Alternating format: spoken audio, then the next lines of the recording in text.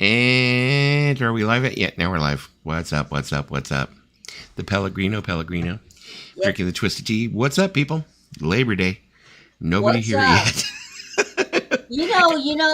What's there's been two songs that have been stuck in my head, and that is Margaritaville, rest in peace, Jimmy Buffett, and that song called Cupid by this K-pop group 50/50. That's been stuck in my head. I was going to do margaritas today, and I didn't get around to it. I was being very lazy today when it came to mixed drinks and stuff. No, I just popped in two like Costco lasagnas, and we popped in some garlic bread, and we made a salad. Hey, Mike. Gary Wright died today too. Oh, wait, today? I don't know if he no. died today or I'm not sure. He's saying, yeah, Gary Wright too. I'm like, damn. That's crazy. Hey, what's up, AZ Mick? What is up, Nick, Mr. Fantasy Island? What is up? I didn't know that Gary Wright had died too. Oh my God, 80 years old. They go in threes. Remember, I always said they go in threes. So far that's being, well, I don't think Steve Harwell's in the same, class as Gary Wright and Jimmy Buffett, but, all right. I mean, Steve Harwell had his moment with that All-Star song and that horrible Monkeys cover that he did for Shrek. Horrible. I thought you liked it. I thought you were saying it's a classic. I was kidding, man. I was kidding. I thought you said it's a classic. But the thing is that we're getting to that age now, where, well, I am anyways. Everybody's going to start dropping off like flies. A lot of the people that we listen to over time, they're going to start dropping off little by little. There are people out there that thought Smash Mouth did the original I'm a Believer. And I'm like, no, you kids. It's Gen Z. They don't know. There is Paulina. Let me go ahead and give her a link. Stephen Bishop passed away. Stephen Bishop. What? Oh. That was recently, was it? Stephen? No. Oh, Stephen Bishop reported Gary Wright's pass. Okay, I was like, whoa, wait a minute, whoa. Before you come on, Paulina. Mm-hmm. Before you come on, a very merry and happy birthday to you. To you. A very merry and happy birthday to you. To me. Say to me. To me, a very, very merry and happy birthday to you. Okay, now that everybody's deaf, we're saying no. Oh, yeah. Happy birthday again. Happy birthday. How old are you today, Paulina? Or a woman never tells. You're never supposed to ask a lady's age. So laughing my asses off. So, So Steve Harwell, not a shock. We've been told for the past couple of days that he was going to die. They said it was going to be sometime this week. So not a shock that he is gone. I was not really shocked with the Smash Mouth death because his publicist or people closest to him said that it was only a matter of days before he passed. They said it was going to be any time this week. It's a hell of a drug. I say it. See, it's a hell of a drug. She froze. No, it's just, I get it. He had demons, and we turned alcohol. Tim Allen said, I am scheduled to die on Thursday. Please do not. Don't die, remember Tim. Another famous moment in VC history was when Tim Allen disappeared. Remember? He was gone for like a week when his internet went down or he had those problems. Yeah. And everybody was like, did Tim Allen die? And everybody was going nuts.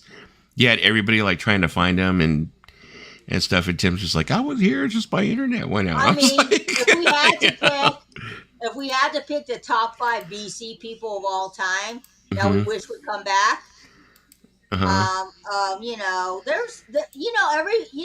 like a lot of people and who's the most weirdest. I remember one time we had Sarasota Joe on. And he said, and you know what he said? He said, I got Dave. He said, I got an Amish photographer who's a little person, who takes pictures or something like that to That was like, I think he was, Sarasota Joe was one of the first people who ever came up on my streams. Yep. It was him. It was Ron Haggerty. I think it was Captain Spaulding. They were all there from they for day one. They were the first ones that popped up and stuff like that. But Sarasota Joe just used to go on these tangents about Amish midgets, and I would just and then after he found out that I was kind of like, midgets are kind of cute. I've seen a couple of cute midgets. Then he just went with it. He was like, "Oh, you like midgets?" He's all, "Well, guess what? So do I." Look at she's got her smash mouth. She's got her smash mouth. There we go. And we have. Steve is gone. Mm-hmm. But you were still here, and it is your birthday. Yay! Happy birthday! Birthday! Birthday! Birthday! Happy birthday! Happy birthday! To yeah. I figure that's my best birthday present I could give you is like muting her when she sings. Hey, I can sing. I can sing very good, Mister. That was my birthday gift to everyone else.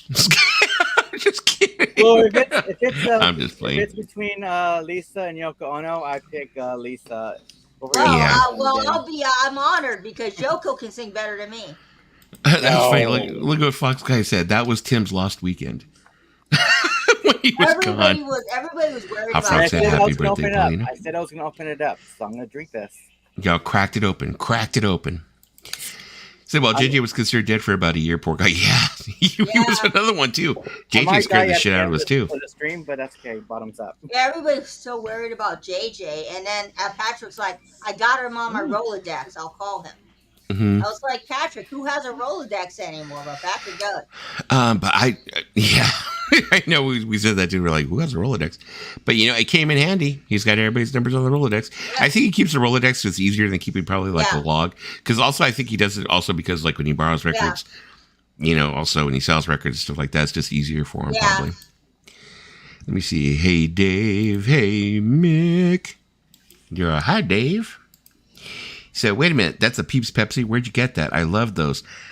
That is like old school, isn't it? Is that one of the ones you got from Dave, or is that one of the ones that you purchased yourself? Or you froze. Paulina's all dressed up today. She froze. She's freezing.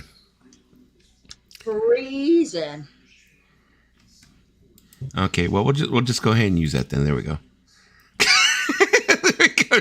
She's frozen with a happy birthday. Oh. So there we go. Happy birthday. Beep. Beep. Beep. Come back, Paulina. Come back, Paulina. Okay, let me see. I'm going to go ahead and I'm going to remove her from the studio. Oh, there she goes. Okay.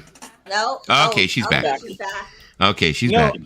Yeah, this is one that Dave Hopfrog sent me months ago. Okay. So I've had it in my room since February, March, so sweetness. And it still tastes good. I think Tim's trying to come up. I know. Well, I already got Tim in. There he is. Can you hear us, Tim? Hey, Tim. Okay, there you go. Hey, Tim. Yeah. Greg Man said, "Happy birthday, Paulina."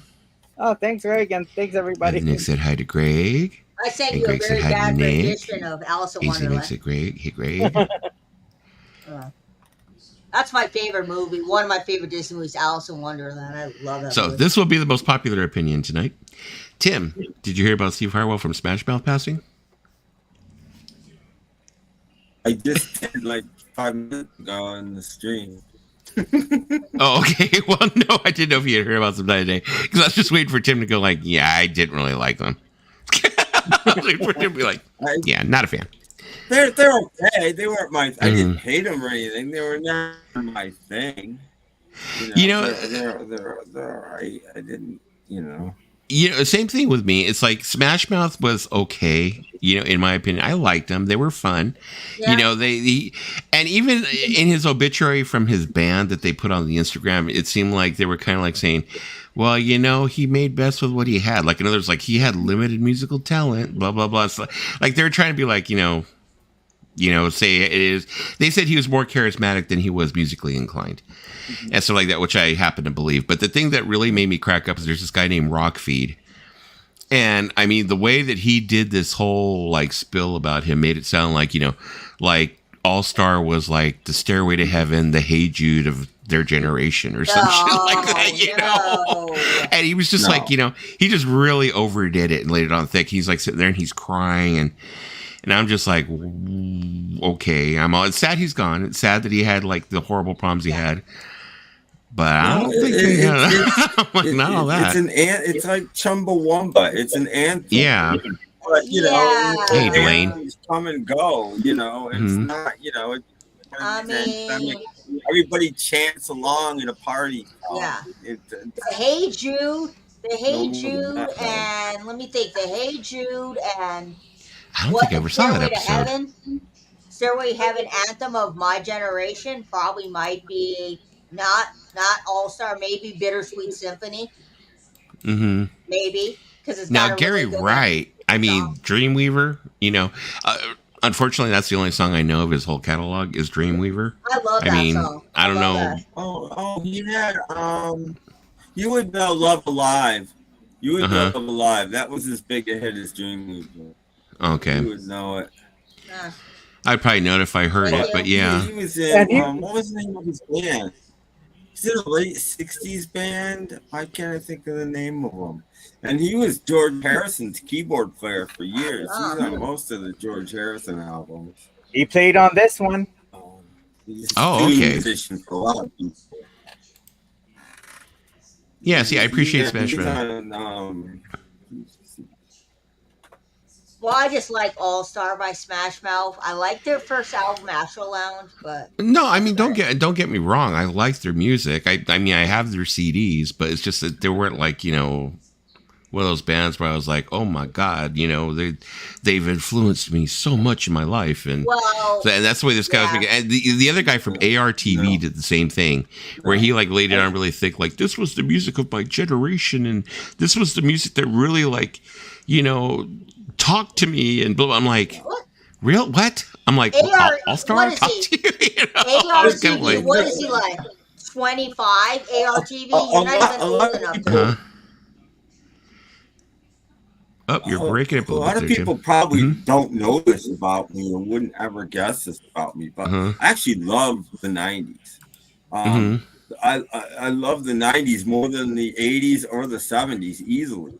I've been making 90 compilations for the past couple of days. Well, 90s heavily. They go anywhere from the late 70s to present, but they're 90s heavily. But you got to dig a little deeper than Smash Mouth for the 90s to get to the really good stuff. But when someone, like when ARTV says that was the song of his generation, I was like, kid, when Smash Mouth came out, you probably weren't even born. Well, he was, the thing is, he was making the reference to Shrek. Oh. That's what a lot of the younger people that were making videos were doing. They're saying, well, I remember in Shrek, it was played several times in Shrek, and Shrek was my childhood, and, stuff like that. But, I mean, and like Trekker saying here, he's all two-hit wonder. I think they're more than two-hit. They had a couple. And then they hit a couple of times with some covers.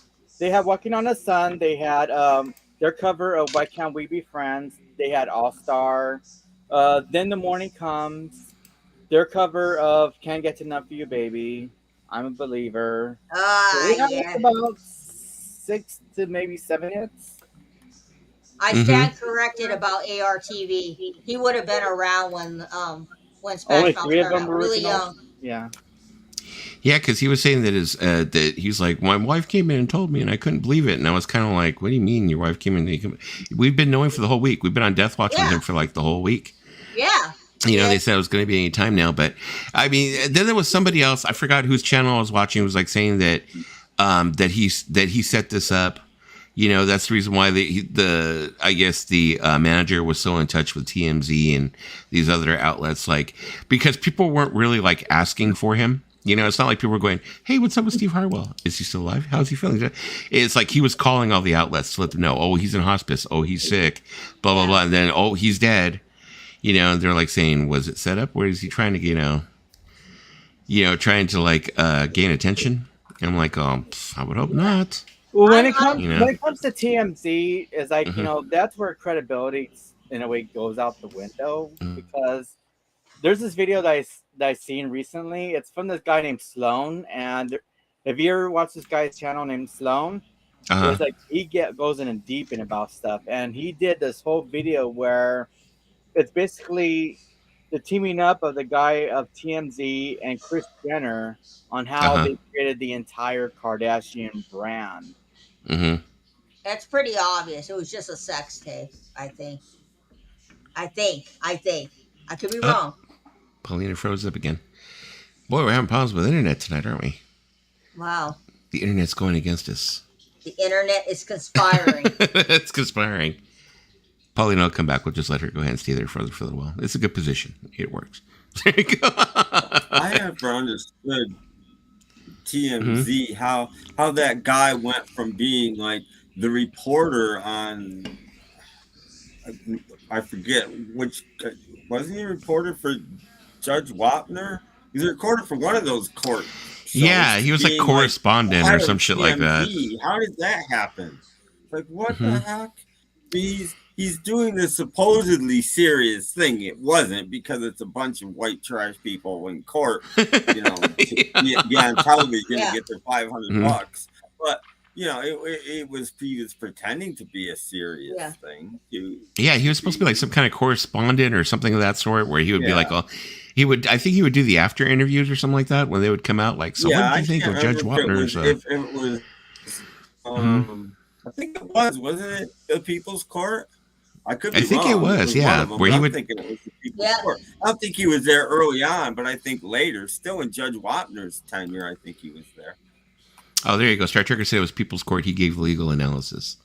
Star Trekker's on top of the. You see, he's a lawyer. The next thing you know, he's in a T-shirt running TMZ, and I'm like, how did that happen?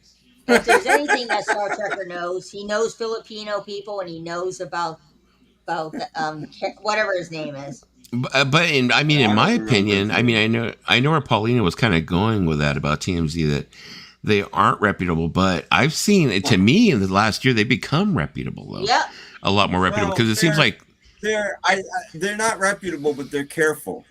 Yeah, exactly. They don't want to get sued. They're very, very careful. Yeah. Mm-hmm. And Paulina's back. Welcome back. Ever since I upgraded this fucking computer to Windows 10, it's been wigging out on me so much. And at least it's not powering off and doing a lot of shit. It's like it cuts off the internet really, really flimsy and stuff like that. I don't know. Unless it's Spectrum again. Oh, Spectrum is a weird internet too. But you shouldn't worry about that because it's birthday. Birthday! It's birthday. Don't worry about the internet. There you go. It's 12 more minutes where I am. You want to know something else? You want to know something too? Apparently my computer has airplane mode. Like I'm gonna be taking my desktop on an airplane, and it needs to go on airplane mode. Like what the fuck? Did you get that when you upgraded the computer, the operating system? Yeah, I'm sure it's the operating system and not. Yeah, it's just built to the operating system. Yeah, because I know that's something that's usually reserved for laptops. Yeah. Yeah, usually laptops have that, but I never understood airplane mode. I've never used it. I don't think that whole urban legend's true, is it? Where if you use an electronic device on a plane, it'll go. I hope not. It'll crash. So I'm thinking that's way too much power to give people. Tell them, if you even touch your cell phone, the plane will crash. I think if too many people do, what I mean? Okay. Because it interferes. It's better if nobody. So just nobody does, and then that way, we're good. I would think that they would end up having it set up where it'd be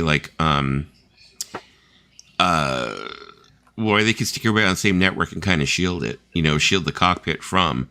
Yeah, well, no, they would still have to. Yeah, they still have to have some kind of antenna on the plane. Noise is noise. Yeah. It doesn't even have to be on the same frequency.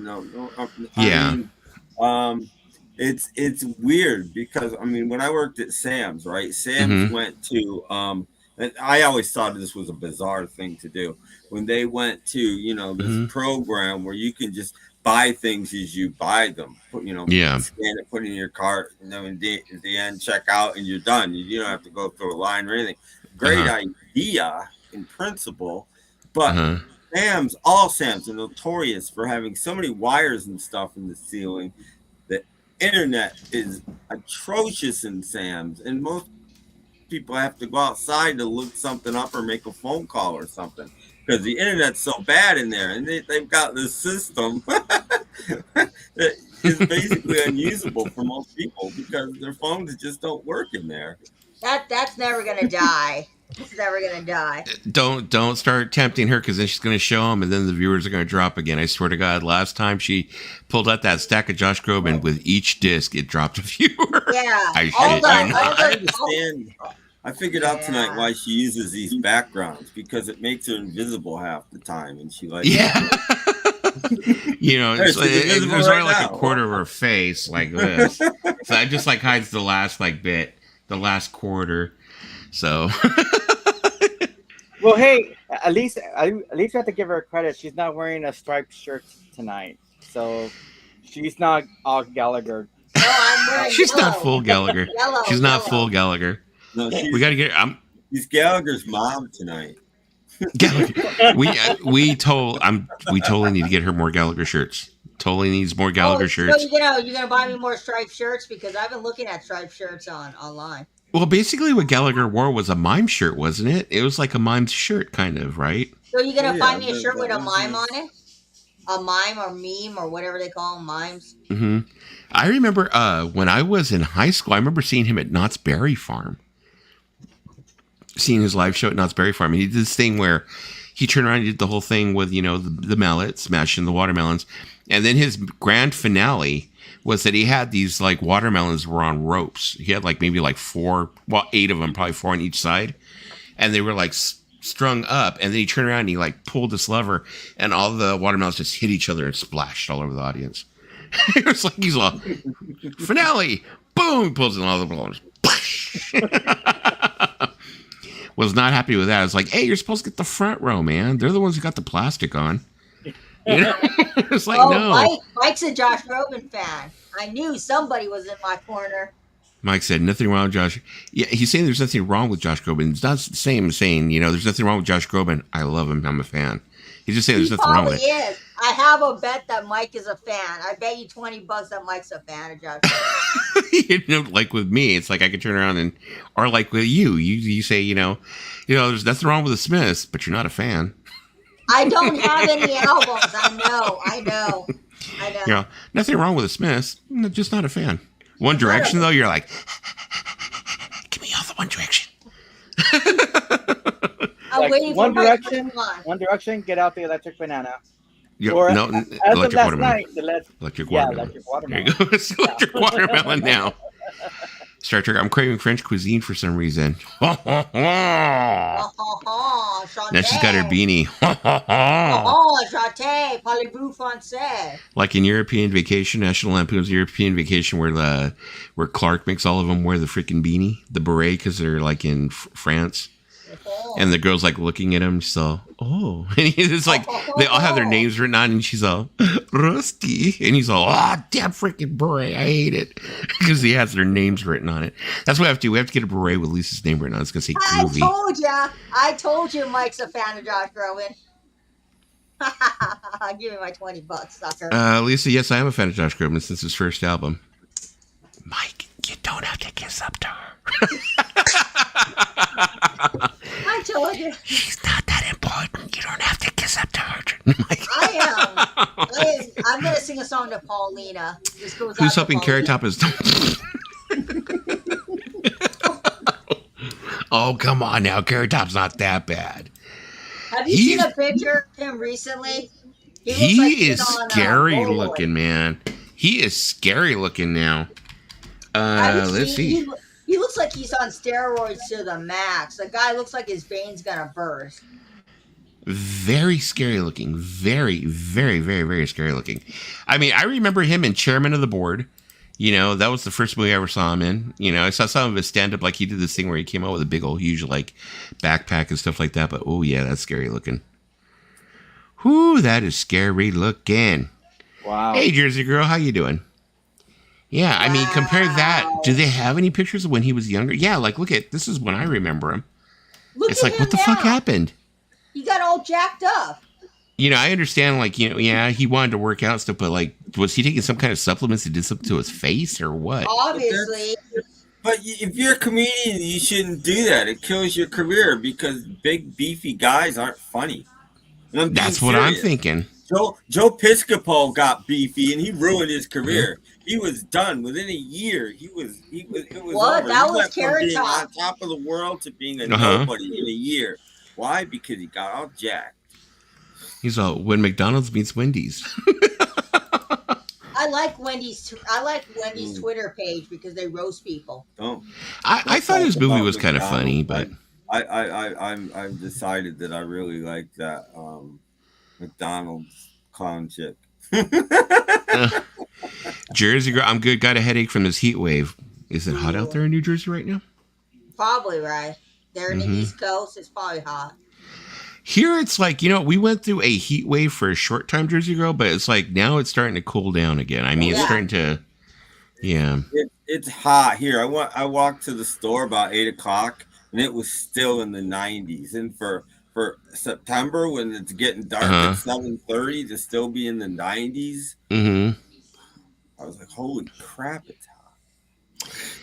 Yeah, I mean, they were saying also that like the whole thing with like COVID that it's going to start like it started rising again, but they're like saying that they're worried about fall and stuff. But I'm like thinking, sometimes I feel okay. I guess Paulina didn't like the conversation. Excuse me. She froze. She froze again. She froze.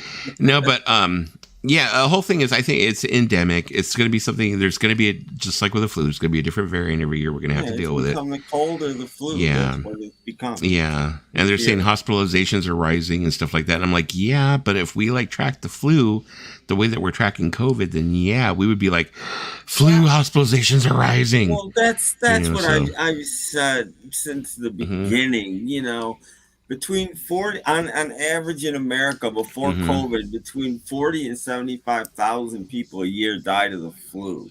Yeah. And while for the 2 years that we had COVID, we didn't have one flu death. Amazing. Yeah. Yeah. And the other thing is, if you really think about what they're saying also, is like if you're watching some of these news reports, it's like it's sensationalism at first. That's the first thing they hit you with. COVID hospitalizations rising. Yeah. COVID this rising. And then at the very end of like the whole news story, they'll say, but this is also a variant that's off of the Omicron variant, below, which most of us already had. So it doesn't cause any more severe disease than the first. It's like they say it real low, like real quick at the end, kind of like a drug commercial where they give you all the side effects at the end.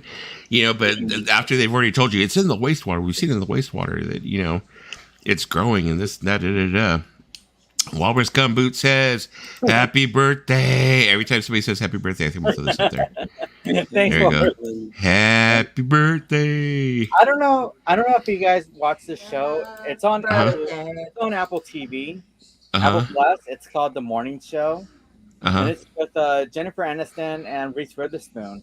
And there's an episode where Jennifer Aniston gets COVID, and then and you see like how all the effects like are happening with her of getting COVID, like the sweats, the burning up, and everything. And when I was watching it, I was like, "Oh my god, that's not an exaggeration." I went through that shit, and it was even worse than that.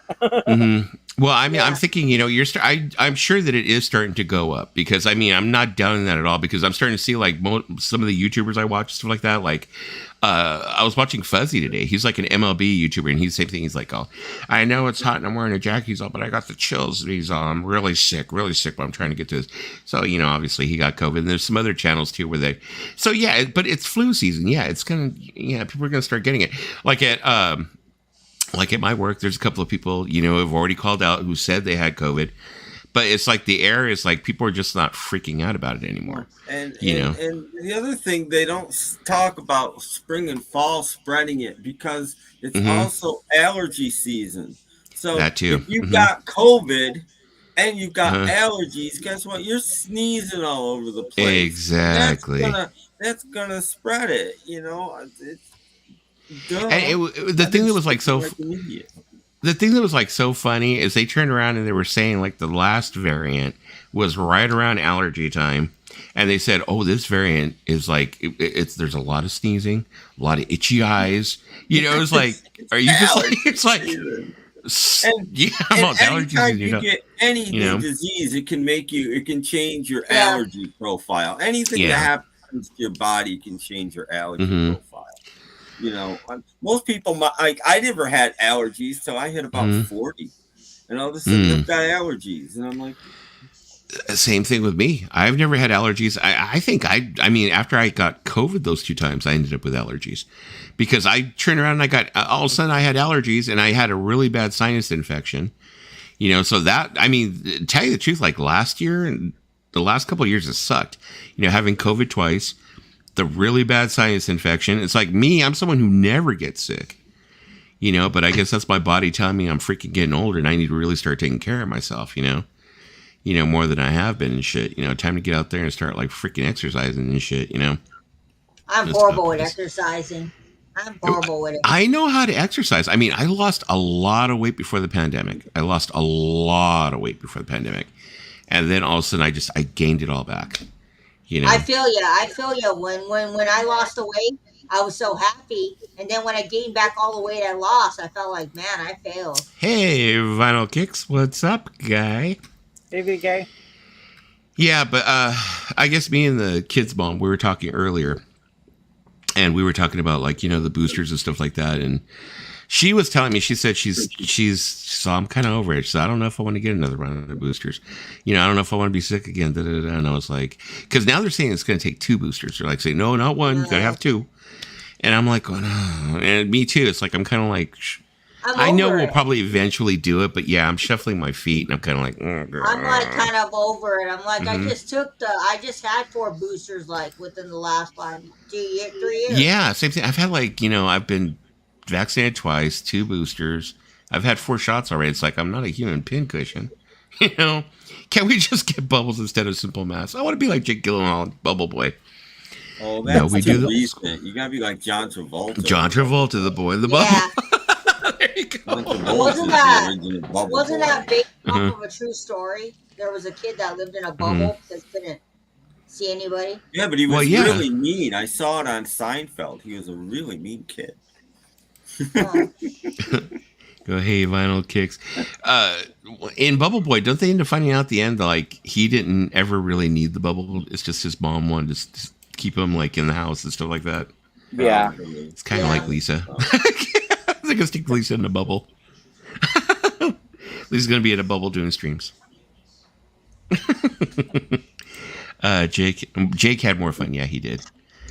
Yeah, you didn't see John Travolta go out in the neighborhood in his bubble. Well, no, now you could just put them in one of those giant round balls that roll, and they could just roll wherever they needed to go and bounce along. And that's another thing too. Is I'm getting tired of all these freaking clickbait videos with John Travolta that he's come out that he's gay. He's verified that he's gay. Blah blah blah. It's like he is like so freaking up there now. Who cares? It's like who cares now at this point? John Travolta, if you just want a glizzy, John Travolta, if you just want a glizzy, go get one. Yeah, it's like, I just want a glizzy. Well, no, I'm not saying. It's just like, come on now. It's like he can afford one. He can afford one. Go on Grindr and find himself one. So his mom was too protective too. I like how he called everyone Vato. I liked Beetlejuice in that movie. The one who came from Howard Stern. When he turns around, he ends up with jumping on the train with the circus people. And like Beetlejuice is on there. That guy made a lot of freaking money, man. I was watching a thing on him not too long ago, and they were like talking about, well, how much is he worth? And they're saying he's worth a couple of million. He's worth a couple of million now. He made a lot of money off of Howard Stern doing all those movies and stuff afterwards and stuff. But from a guy who's very simple-minded, and stuff like that. I remember he used to do pornos. Not that I saw any. I mean, I just saw the ones that Lisa showed me. Lisa was like, "You want to see Beetlejuice in a porn?" I'm all, "No, Lisa." And Lisa's all, "Look." Look. I watch classy pornos. Lisa's like, "You want to see Beetlejuice in a porno?" I'm like, "No, Lisa, I do not want to see that." She's like, "Oh, look at this baby in the. Oh, goddamn, that's Beetlejuice humping." What? So what? You telling me I showed you Michael Keaton as Beetlejuice doing porn or something? You don't know who Beetlejuice is? No. From the Howard Stern show? No. You have led a sheltered life. I will show you some other time. I'm pretty sure most of the people in here already know. I mean, I watch Howard Stern, but I don't know who Beetlejuice is. I know he has Robin. I forgot what the proper term is for what he is, but he's kind of like Schlitzie from Freaks. He kind of has the same deformation and same mental disability that she had. And stuff like that as Schlitzie, but I think he's a little bit more intelligent. So he knows what's going on for the most part, but it's just, he's slow. But he's had a lot of handlers and stuff. I know who he is. Yeah, he's had a lot of handlers and stuff. And actually, I remember one time, I think it might have been the guy from what is his name? Now it escapes me. The one who does all the Hollywood tours. I forgot what his name is. He has the findadeath.com page. I forgot his name. I'm getting old. Well, anyways, he had put together with all what he called people from his webpage. He calls them the Death Hags. They all put in their money together and they got Schlitzie a marker. Well, anyway, since he did all that stuff for Schlitzie, he was actually doing stuff for Beetlejuice too, to make sure that Beetlejuice was taken care of and didn't suffer the same fate that Schlitzie did, where he died with no money and stuff like that, because Schlitzie was actually a man. But the only reason why everybody assumed that Schlitzie was a girl is because they put Schlitzie in dresses, and the only reason why they put Schlitzie in dresses is because it was easier to take care of him and clean him up and stuff like that, because he had a lot of problems with his digestive system, stuff like that. He was taken care of for a while, but I think, if I've got my facts right, and I could be wrong, but I think after the movies and stuff, he wound up being in I think he was it Barnum and Bailey's. It was one of the big circuses or sort of carnivals or something. But anyway, somebody wound up hiring them and then made sure that they were taken care of as long as they were alive. But eventually they died, and then that's what happened. But so he was no, the Deuster is in the house. Deuster, Cowboy Dewey. DJ Luke would have been an awesome personality for Howard Stern show. That guy was a freak. Okay, Vinyl Kick said, Lisa, lol, a legend of porn. You're a legend of porn? I actually know who he is. Who? Peter North. Peter North? It says right there. Oh, wait, I do too. Okay, wait. Yeah. There you go. Yeah, I know who Peter North is. I've heard. Yeah, very, very. How do you know about Peter North, Lisa? He comes in my streams as a Johnny Depp avatar. No, not streams. Dreams, Lisa, not streams. It's not dreams. Dreams. Not streams. He comes in my dreams, Lisa. Is he the only one that comes? He's the only one that comes. You need to be. That's the electric watermelon. The electric watermelon. Is there a such thing as electric watermelon? I wonder. Let's see. Dewey is saying, what am I drinking? I am actually having Twisted Tea. It is a hard iced tea. It was on sale for Labor Day. I got this instead of beer because I got things to do tomorrow. So I was like, I'll have a couple of these, Kind of memory. Yeah, she does, doesn't she? You just asked if there was such a thing as electric watermelons when you showed us electric watermelons last night, Dusty. So yeah. I mean like a vibrating watermelon. She just has a very short memory. It's beret girl. I think it's the beret. It's cutting off the circulation to her brain. There you go. It's the beret. Maybe you have to. Maybe it's time to take the beret off just for a little bit. Microcephaly. Yeah, that's what he has. Beetlejuice. Yeah. Any relation to Kanye? Don't think so. No, I'm not related to the douchebag. Cousin North to Cousin West. And Star Trek said, never order a big sausage pizza, you'll get a surprise. What is a surprise? Because I order a lot of sausage pizza.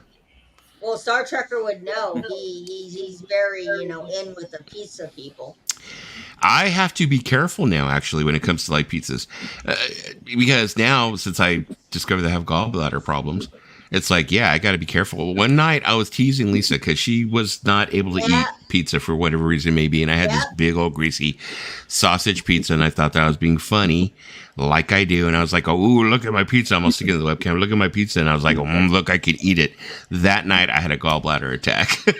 Gallstones. I was like, I was suffering. That's what you get for teasing me about not being able to eat. Yeah, Lisa's messaging me during the night. I'm like, oh, I'm dying. She's like, oh, you'll be okay. She's all being nice. And the next day, she's like, how you feel? I felt a whole lot better. She's like, see, that's what you get. You were like, when I was dying, she was like, no, that's more. You'll feel better. Oh, da da da. Then I was just because you always say that. That's what you get. No, because you always say you're gonna die when you're eating something. And I'm like, are you on the ground dying? No, because if you are, then you have to go to the doctors for that. Lol, at Justifying, I got a twisted tea in lieu of beer. Dusty, you demand.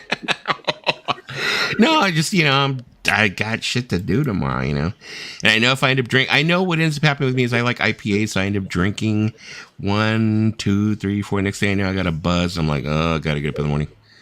Hate that. That's my way of thinking. Do I miss drinking Zimas? Yes, I do. And the only place you can get Zimas, you can only get them in Japan. Well, you're the one. I wonder. Yeah, Zimas, you can order them from Japan. I think that you can have them delivered. They're very expensive. You can buy them by the case. From what I understand, they don't taste the same. They came back in the summer of 2017, I think, 16, 17. 2016 or 17, they came out with it for a while. It was real limited during the summer. And they haven't come back with it since then. And I'm just like, just bring it back. Bring it back for your one fan, Dusty. No, Zimas were the shit during the 90s. Well, do we remember? So we used to get them and you'd put a little bit of grenadine in them. Would sweeten them up. And it was like drinking like a Jolly Rancher, as we something like that. I've never had Zima. Zimas, when Zimas came out, I was in high school, so unfortunately I wasn't Zima drinking. I passed on the big sausage pizza, not for me. Hawaiian pizza. Hey, DJ kicks. Trish, how you doing? Hawaiian pizza vinyl kicks. Oh, no. Did it come back? Did it come back because Zach Galifianakis had like a talk show and then he always had brought out like a Zima and it was like, oh, let's have a Zima and could it be like maybe still make those? And he was like, yeah. Vinyl Kick said, speaking of Zima. He said the Zima, the original bitch beer, but I'm going to tell you something. It was the original bitch beer, but if you were going out with girls and you bought Zimas, you would have all the girls right because girls love Zima. They wouldn't feel intimidated if you bought Zimas. Well, at that time it was Zimas and Bartles and James. Oh, not in my part of the world. DJ Trish says, I remember Zimas. Up. We got another one. Happy birthday, Paulina. Here's a 37-second birthday card. Play it, Dusty. I'll do this one. There you go. Happy birthday. Happy birthday. Happy birthday. Okay, there we go. Let me see here. Okay, I can't get to that thing. Okay, I got it. Go, Shorty. It's Hello, your Bon Entertainment, and welcome. Welcome. Your first time here. Go, Shorty. It's your birthday. We're going to party like it's your birthday. We're going to sip Bacardi like it's your birthday. We don't give a... Oh, you put it in the private chat? Okay, let me see. Let me open the link in a new tab. I just wanted to say that all through the stream because my friend used to play that for my birthday. And of course, it would be... Let me guess, the residents, right? It wouldn't be a Zeb stream without a residence. It wouldn't be. Here we go. Hold on a moment. Later. Thanks, Oh, Christian, because I knew it.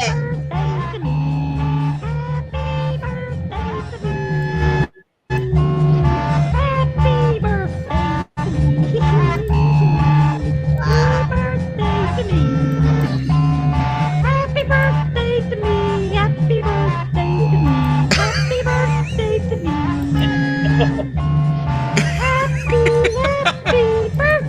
to me. It's catchy. Happy birthday to me. Happy birthday to me. I knew it was going to be the resident. When did you have time to record that, Lisa? I don't know. I was going through my phase. I was going through my punk phase, and that happened. Oh yeah, it was 1999. I was in 11th grade. sounds like Lisa. Oh, he said, no, play mine, play mine. So the one that you gave me, Lisa, wasn't actually the one that Zeb sent you? No, that's a link he sent me. Okay, well, there you go, Zeb. That's when you played. Or that's when you sent. That's the one you sent, Zeb. Come what on, are you Zeb, trying to send, Zeb? Zeb, that's oh, the one snap. I copied. You have two. You have happy copied. birthday from GJ Trish and happy birthday from Vinyl Kicks. So, of course, now I got to do it again. Happy birthday to Paulina. Yay! Birthday to you. Okay. Okay, where was that? I lost my place. Groovy Lisa. Play it a little loud because it's so low audio. Well, it was pretty loud. I played it pretty loud, I think. Paulina, did you do anything fun for your birthday? Not till tomorrow. My stepmom has picked me up. We're gonna go see a movie and dinner as well. So everything's gonna happen tomorrow. Cool. Yeah, but I just spent most of the day today just relaxing and took a few naps. Mm-hmm. Think about our departed Steve Harwell with Smash Mouth. Hey now. You're an all-star. I didn't get anything for my birthday, but I did buy myself a few things. I bought myself a record from Sophie Alex Bextor, and then Marvin. He's like one of the Beatle people on YouTube and stuff. He showed me a thing that he got, and it was like a 45 adapter that has the Beatles Apple on it. Mm-hmm. So I ended up buying that as well because I liked how it looked. I didn't do anything for my 50th birthday because of COVID. I didn't really do anything for my 51st birthday, but I think for my 52nd birthday, I want to do something. I think I want to go to like Vegas or something, because I really didn't do anything for the 50th. And the 50th was supposed to be the big one. Yeah. Well, for me, it was anyways. My 40th birthday, I went to Vegas because I was like, I turned 40. I was like, let's go to Vegas. So I did. Yeah, Lisa went to Vegas, got some hookers, got drunk. She had 2 sets of videos, folks. There was one set of videos that she showed you guys and the set of videos that she sent me. The girl never tells. The girl never tells. So, yep, there was 2 that she sent me, and there was like the 2 that she ended up showing on the internet. It looked like she spent 100% of her time in restaurants to me. Well, I didn't know what to film. Right? I didn't know what to film. It was my first vlog. Apparently, there's no restaurants in LA, so that's all she did. No, it's just because I did not know what to film when I was in Vegas. I was like, do I film casinos? Because they might be bored of that. But, oh, boy, here we go. We're going to go there with this. Okay, now, Zeb. I saw an interview of Al Jorgensen and Ministry. He was bitching an hour about With Sympathy, their debut. Then I searched and I found the first performance of the single of that LP live for the first. That album. Look, even Tim was like, I don't know this. That album was made for Arista Records. It was not what they wanted to do. Arista Records wanted the next Depeche Mode, the next New Order. They wanted that type of sound. They wanted them to be in line with the Thompson Twins, who were on their label at the time. Jorgensen did not want to do any of that shit. Jorgensen already knew the sound that he wanted. He knew that he was into the industrial sound. They made him make that album. Most of the sound that you end up getting from for Ministry was like when they started doing Twitch. And also, well, not even the one main single that a lot of people like from the early years is Every Day is Halloween. Even that was like from the Arista years, and stuff. But Twitch, I think, was the main album where he like finally got control of the way he wanted to sound. It was great synth pop, definitely. It was great synth pop, but it was not what he wanted. Yeah, Lisa, if you leave that cap on, you don't get no Perrier. Just saying. Okay, let's see. Le Petit French Lisa, Le Bleu Scratch Rosa. You know, when I went He's to channeling Vegas, his when I went to stunt rock. Vegas last year, when I first stepped out, it smelled of piss and alcohol on the streets. That's how I knew I was in Vegas. That's when you know it's a party. Yep. It smelled of piss and alcohol. That's when you know it's a party. I have the album. I listen to it from time to time, but yeah, it's not like my go-to. Most definitely. Rusty even got Thompson Twin, call him and tell him this year we will all get 3 million pounds. He told me to shove it. Yeah. Oof. It was like an edgier version of him. Yeah, definitely. I would say, but, yeah, it was like, it's what they are now, even like when I was starting to hardcore get into ministry, I got into ministry like around the, in case you didn't feel like showing up period. During that era was when I, probably like right after The Mind is a Terrible Thing to Taste. Yeah. That's when I got into it and stuff. But, so like people would show me that album. Oh, well, you've never heard this album of them? My friend like Otto, because I had this friend named Otto, he always had all the obscure music, and he pulled it out and was like, look you gotta hear this one, play it. And I played it and I was like, what the fuck is that? He's like, I know, huh? Let me see. And Vomit. Don't forget the Vomit, Lisa. Oh, okay, we're going back to the, talking about, there was this place I used to go to in Long Beach, Seal Beach, actually. It was called Live Bait. Place always smelled like piss. Always smelled like piss and vomit and stuff. But you know what? We had so many good times there. It was like such a party place. The vomit was very apparent in Las Vegas. And then, of course, you got the people hitting you up, the homeless people. So, yeah, Vegas was fun. But you get the experience. You definitely get the experience. Yeah, Live Bait was the place where the lead singer of the lead singer of the English Beat tried to like shake my hand after he took a piss. It was my freaking fault though. I went to the bathroom, while he was in there after they had just got done playing, and I was like, "Oh, great show." He's like, "Oh, thanks." He turns around after he took a piss to like shake my hand. I was like, "Oh." Of course, I did it anyway. I was like, "Okay, I'll just wash my hands." Yeah, great. Who can say that? I used to like tenderness. Yeah, I liked English, but I like general public. Yeah, it was great. You can let go of my hand now. There's somebody's hand that I wanted to shake, but I didn't think it was appropriate at where we were at. Because I remember I was at the Beetle Fest in this was like in 1996. It was in Los Angeles when they used to do it in LA, and I had to go to the restroom, so I went to the restroom and I was washing my hands, and right next to me was Denny Lane of Wings. Oh, okay. And I was so wanted to shake his hand. It's like, hi, I'm a very big fan, because I love the Wings stuff and the movie Blue stuff that he did, and I really wanted to wash his hands. Shake his hand, but I was washing my hands, and I was like, I don't think this is very appropriate. But he did say, hey kid, how are you doing? I was like, I'm doing fine. Great to meet At least you got a hey out of him. I think Fred 242 and Ministry, they were like two different sounds, I think, completely. Fred 242 was a lot more, they had a lot heavy industrial and stuff like that, but I think like Ministry more had like almost like the speed metal type sound. So they were doing like it was a lot more heavy guitars, more heavy on guitars than Fred 242, in my opinion.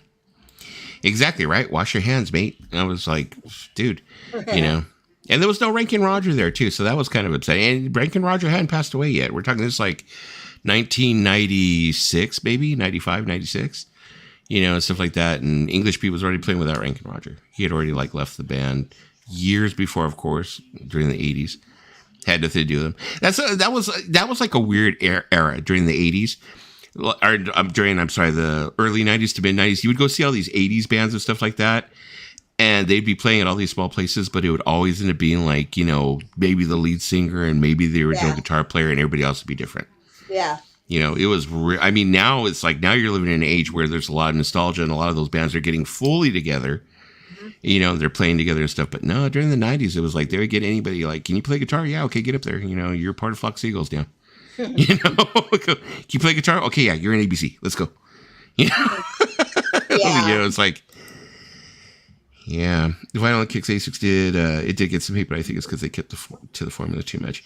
Yeah, Filth Pig. A lot of that late era Ministry I'm not into. You know, and then I think a lot of the more recent Ministry, I think he's trying to stick to the formula. He's trying to be edgy and stuff like that, and he really had an obsession with fucking George W. Bush though, with Junior. He really had an obsession with him. I mean, he made album after album with that guy on the cover and saying all. Yeah, he really went into it. Did he say, "Go now, Paulina"? Good vibes. Now, No, I he was pretty charged you excited. $25 after saying hello.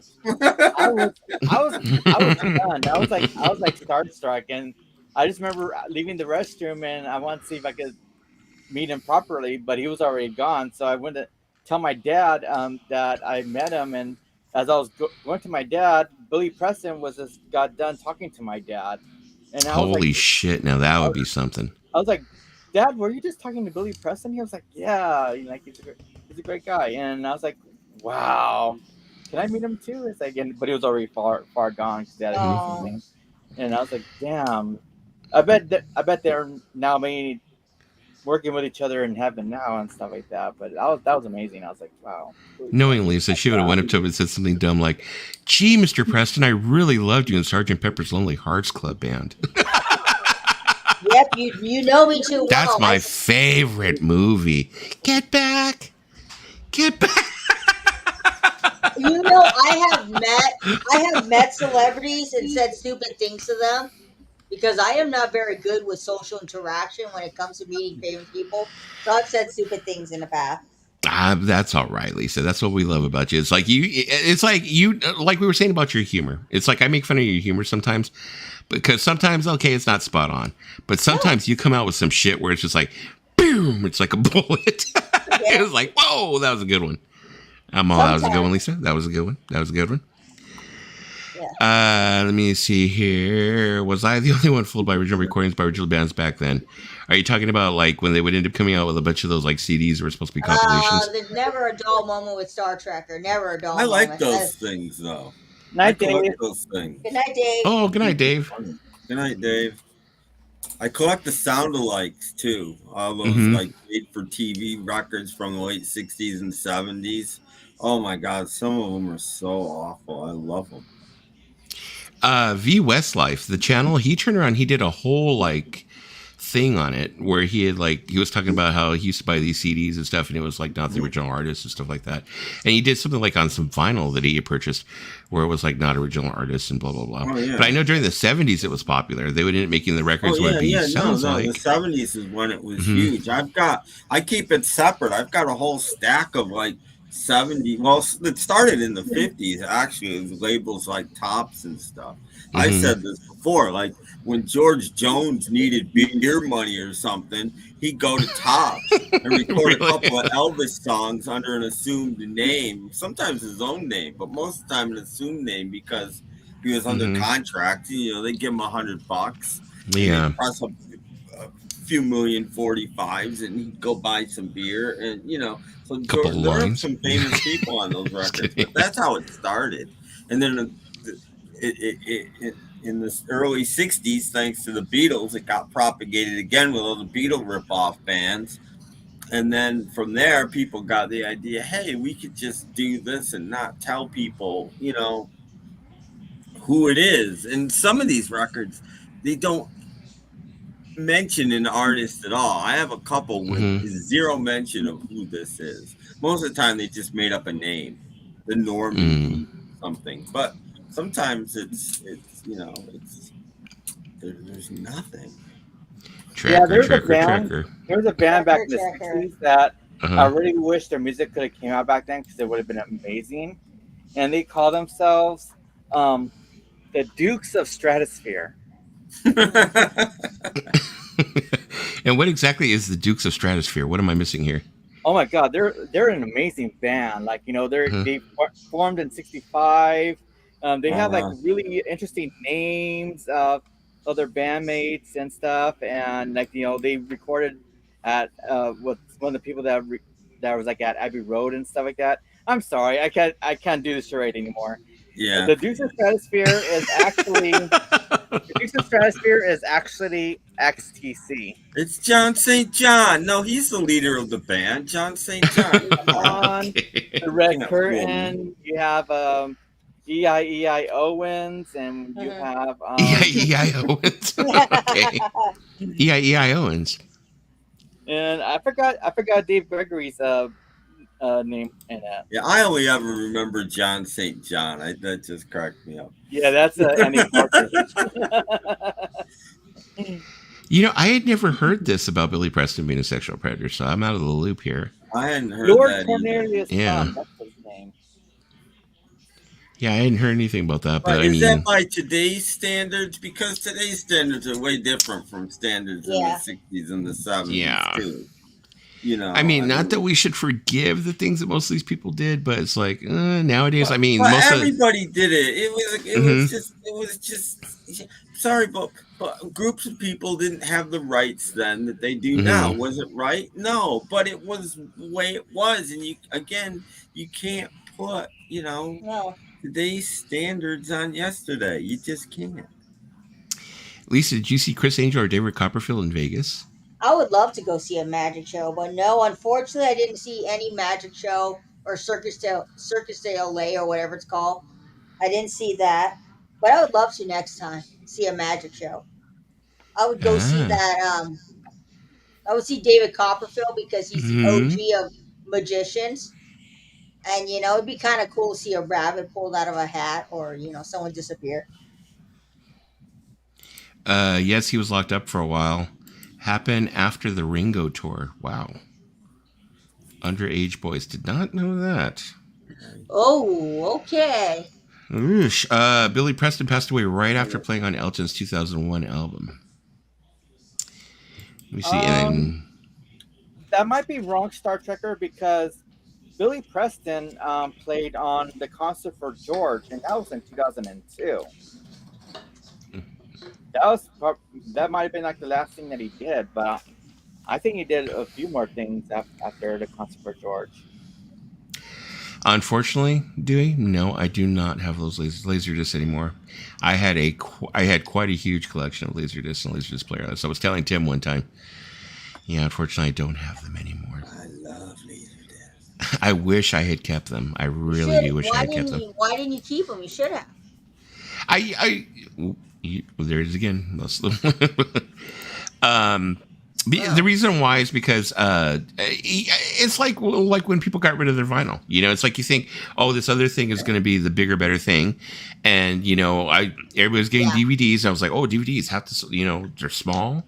They have they have the surround sound on it. They have this. They have that. They have all these bonus features. Why am I sticking around with these discs where I have to go ahead and I have to flip them 3 times per movie, and I have to use they sold me on it.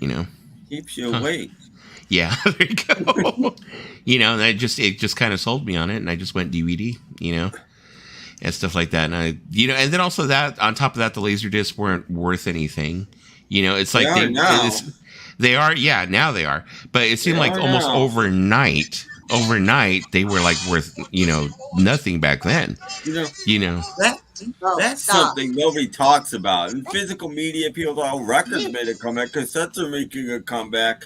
Nobody talks about laser discs. And laser discs are worth, like, a lot of laser discs are worth quite a bit of money these days. The sad thing about Laserdisc is that, in a way, Back to the Future Part 2 predicted their longevity, because if you remember when, if you've seen Back to the Future Part 2, when the DeLorean parks in the alleyway and they're stash, what is her name? Jennifer. When they had to stash Jennifer away. All the laser. All those laser discs. Yeah, all the laser discs are in that stack of trash or whatever. Yeah. Yeah, and I was like, wow, is that how the fate is going to be about Laserdisc? And this is like, bear in mind, this is like in 1989, and they predicted that, in the future, Laserdisc is going to be out. Something else is going to come in and totally. It was futuristic garbage. That movie, in a way, did predict a lot of things, because for one thing, we do have TVs that you could watch different channels in different ways. You can talk to people on the computer and stuff. Mm-hmm. And I was like, in a way, that movie half got it right. We don't have the flying car yet, but yeah, Well, remember? Do you remember the movie The Cable Guy? yeah, Yeah. Remember when he's standing on top of the big old satellite dish, and he's saying, he's all, one day you'll be able to do this and do that, and you'll be able to play Mortal Kombat with a friend in Vietnam, and you'll be able to do this and do that. Like everything that he said in that movie came to pass, Yeah. because we didn't have that stuff back then. It was still years before Xbox Live really hit, where people were able to go ahead and play each other, online and stuff like that. Nowhere near what we think it is today, or know it as it is today. yeah. So let's see. Fox Guy 67 wrote, while on probation for a drunk driving conviction in August 1991, Preston was arrested for sexually assaulting a 16-year-old Mexican boy after picking him up at a gathering point for day laborers. The boy told authorities that Preston took him to his Malibu home, smoked cocaine, showed him pornographic pictures, and tried to assault him before he escaped. See, this is the first I didn't know I'm that. hearing any of this. I mean, first I've heard, Wow. Well, I mean, it's a shame, Yeah, I mean, it's a that's shame. horrible.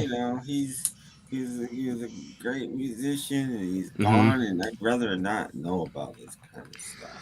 Yeah, it's like the thing with Michael Jackson. Like some people are real adamant about why do you still have Michael Jackson albums? Why do you still have Michael? Blah blah blah. It's like sometimes it's like yeah, I have I don't with Michael Jackson. It's just I don't know, because there's a lot of points where it's like, yeah, he did that shit, but then there's a lot of points where you're like, I don't know, because there was a lot of money involved and a lot of other people and stuff like that. So it goes back. It's like you just kind of have to separate the art from the man, the artist from the man, and stuff like that. Yeah. I mean, maybe it's a rationalization.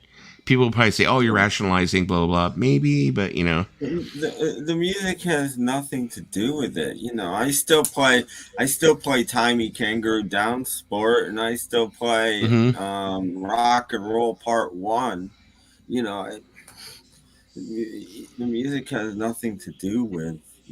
yeah, it's like the way I feel about it sometimes, like when Dave Chappelle was making that joke during his show, he had a thing where he was supposed to be a juror or some shit, and they were testing him out to be a juror on different cases, and they were asking him questions about being the juror on the Michael Jackson case, and he turns around and he goes, he's all saying Michael Jackson, do you believe Michael Jackson did that? He's like, I don't believe Michael Jackson did that. He's all, come on now. He's all, Michael Jackson made Thriller. He's all, Thriller. In other words, no, and stuff like that. That's kind of like, I don't even agree with that though. I think Quincy Jones made Thriller. Michael Jackson just sang it. Could be, because I mean, you have to think of everything up till then was manufactured, but I mean, they try to really say that, if you watch the documentaries, there's been what's called Michael Jackson from Motown to Off the Wall. Then they made one for Bad. I don't think they've made one for Thriller yet, though. Surprisingly, no. I don't think they've made one for Thriller. I think they've just made one for Off the Wall and one for that covers the period from the Jacksons to Off the Wall, and then for Bad 25. They didn't do Dangerous. They didn't do Dangerous either. No, I don't think they have. I don't think they've done one for Thriller or Dangerous, but whatever. But yeah, in those they end up talking about how much he was so tortured because he had all this music that he wanted to make of his own and stuff like that, and he didn't want to involve the brothers, and he didn't want to be in the Jacksons anymore, and he wanted to do this and do that and branch out and stuff like that, and that Quincy Jones was the one who actually talked him into doing it. Well, okay, well, if you want to do it, let's go ahead and let's do this. I mean, if you think about it, he's the most talented of the Jacksons. I mean, where's Jermaine? Where his music career went? Jermaine Jackson. I don't know. Well, I mean, I don't know. A lot of people say that what affected Jermaine was when he stayed behind with Motown when all the brothers left for CBS. Yeah. Because he was married to Berry Gordy's daughter. So they said that hurt him in a way when he didn't go with the brothers. Yeah. It hurt his career. But I also think that with him staying with Motown, he got some special attention that he probably wouldn't have got if he went to Columbia CBS with the brothers. But it's not like he used anything great though either. Michael was always the star of the Jackson. Yeah, definitely. Sorry, I mean, none of the brothers were ever going to do as well as Michael. So are you saying Fox Same thing with guys? the Osmonds. It's like, That's what you why said? wasn't Merle Osmond huge? Because That's Donnie right. was the star. Yeah, I mean, if you really think about it, you know who's the real star of the Jackson Five? It was Ben the Rat. Ben the Rat. At least he never showed him his performance in Sergeant Pepper Lonely Hearts Club. Why did people knock that movie? I like that movie. That I movie really do. that movie was not 100% bad. I will defend that movie. It was not 100% bad. It's a guilty pleasure. That's the thing. It's like it's so bad it's good. I mean, just like it's like with me with Pauly Shore films. I love watching Pauly Shore films. It's not like I'm watching Citizen Kane, but fuck it, I love watching them. They're funny. You know, you can watch Son-in-Law for free on YouTube, and I did that. See, I could watch it for free on YouTube, and I went and don't fucking stick me in jail. I downloaded it. He also backstabbed Stevie Wonder. He was banging his wife Cyrita. Of course, Stevie was unaware. I have Encino Man on. Stevie was right next to him while he was doing it. I didn't want to be the one to say it. Completely unaware. I didn't want to be the one to say it. I was like, there's a joke in there, but I'm not going to say it. They could have just been like, be quiet, be quiet, be quiet. He won't even know. Because he can't, Stevie Wonder can't see if someone's cheating. Because he has... Star Trek wrote, Tito really wrote off the wall. Okay. Ben was the real mastermind. There you go. Yeah, Joseph Jackson was. Yeah, he was. In a way, I was always saddened that Danny Partridge never really got a good solo career going on.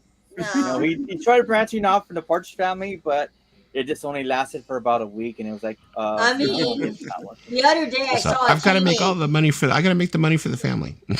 I saw a teenager, Danny Partridge. Danny Bonaducci made an album, so how many? Not that many people can say that. I mean, Billy Preston. Especially with his limited vocal range. I mean, he's got the vocal range of Leonard Nimoy and Joey Bishop, but yeah, he made an album. I was thinking it was like Michael Jackson banging her, but I guess not. What, Michael Jackson?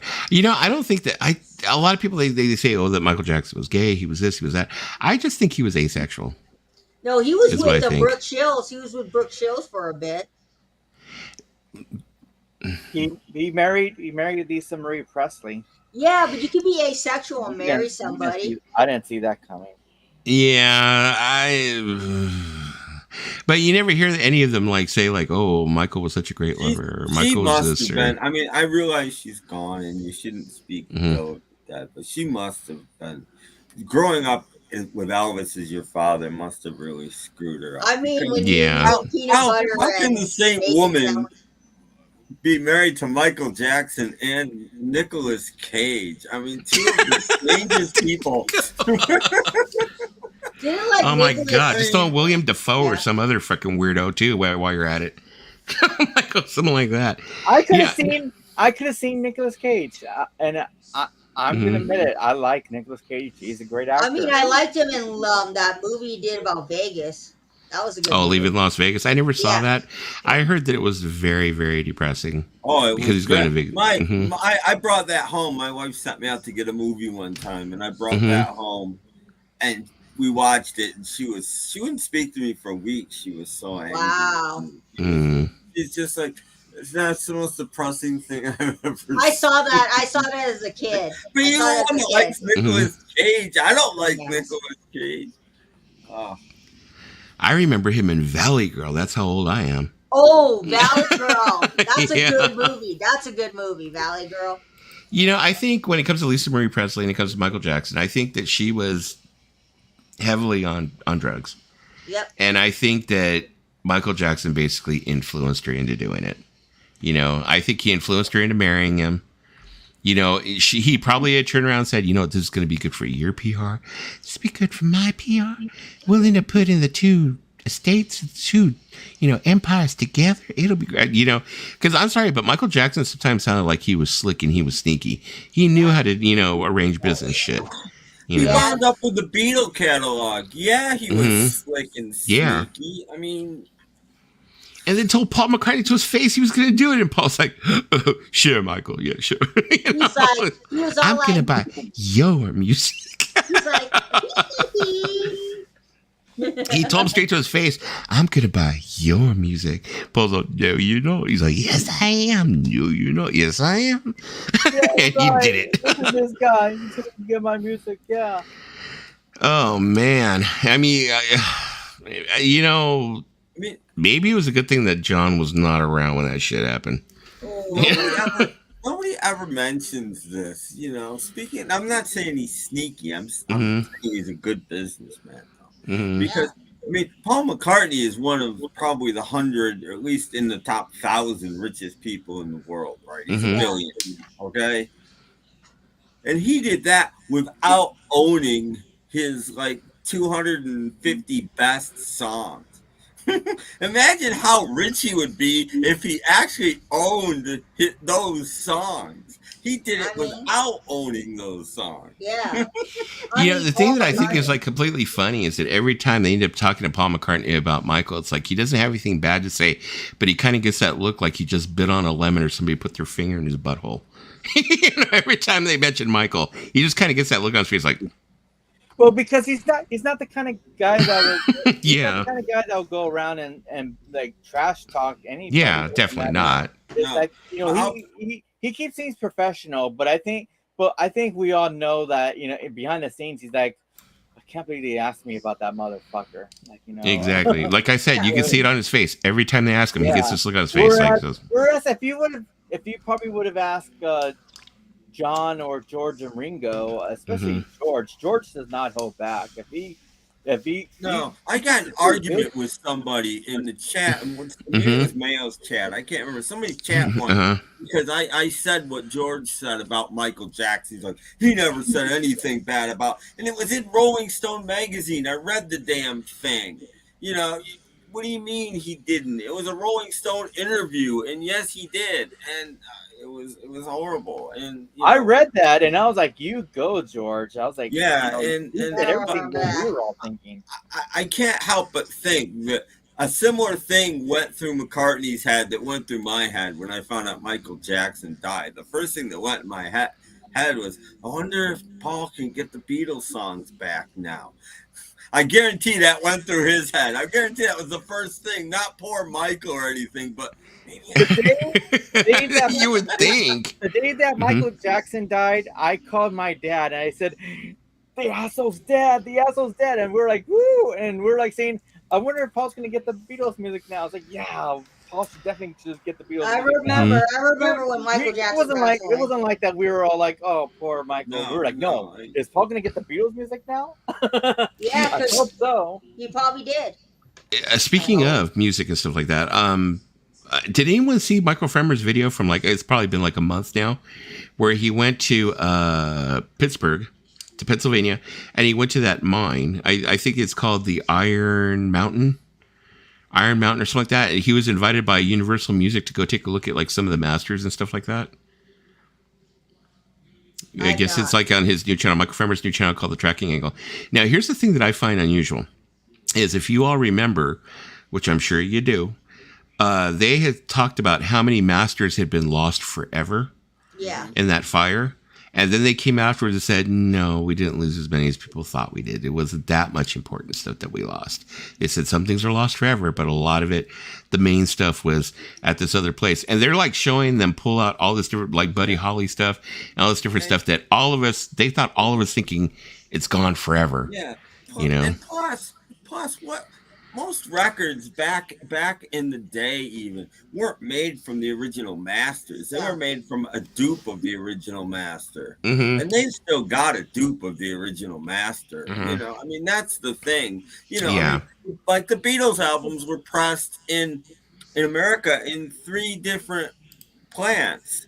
And none of them had the original master. EMI didn't even use the original master. They'd use a dupe too. They'd make a bunch of dupes, send them to everywhere they needed to send them that pressed records. And, and the dupes still exist. So, and it's not like you're dubbing a cassette on a boombox. You know what I mean? A professional dupe is 99.5% the original. There's very little loss there.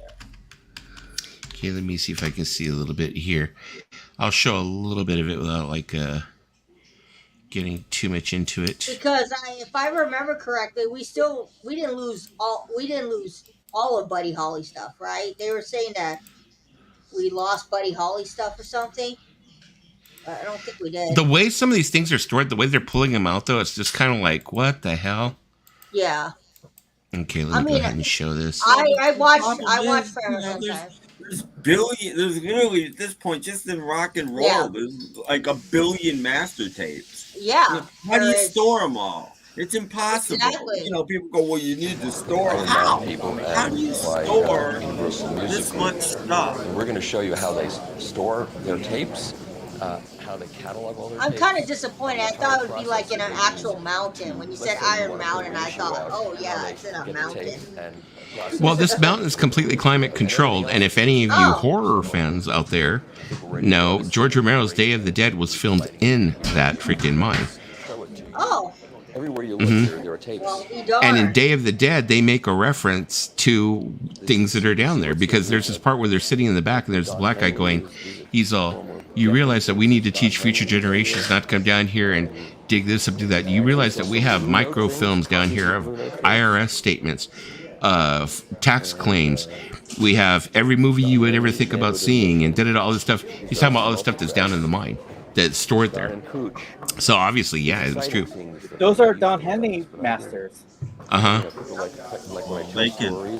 something happens to those, nobody's gonna cry over Don Henley's master thing lost. As long as we save an End of the Innocent, I'm fine. Look, nobody's gonna cry over that, but it's not corrected. I don't know if I just. Oh, it is. As much as I don't like the guy, I love End of the Innocent. I'm so stupid. It's just showed up. They're still warm. Right here. Yeah, let's see what it is. Oh, they baked some of these. Some of these they've actually baked. Cool. Ooh, I love Muddy Water. Going home. Where did these come Classic. from? Came from one of our vaults. Yeah, he's saying these are still warm. Things that we wanted to pull. Yeah, because what they do is like you have great. to transfer it onto digital. Mm-hmm. You have to bake the tape so that when To make sure it's loose. So the Yeah, tapes make show it up here. loose. And then once it's after that, once you back it all up, then you never have to use the tape ever again. I But you see keep it. it, continue to keep it at a really good tape place.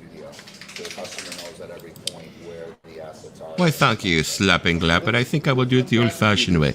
I'll earn it. Yeah, sloppy glop. If you want to promote my OnlyFans, it's electric watermelon.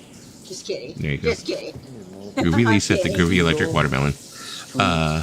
The first time that they found that baking is something that could be utilized is when they brought the tapes from Legos Nigeria back to England, Ban on the Run sessions, we realized that the tapes was a little bit falling apart.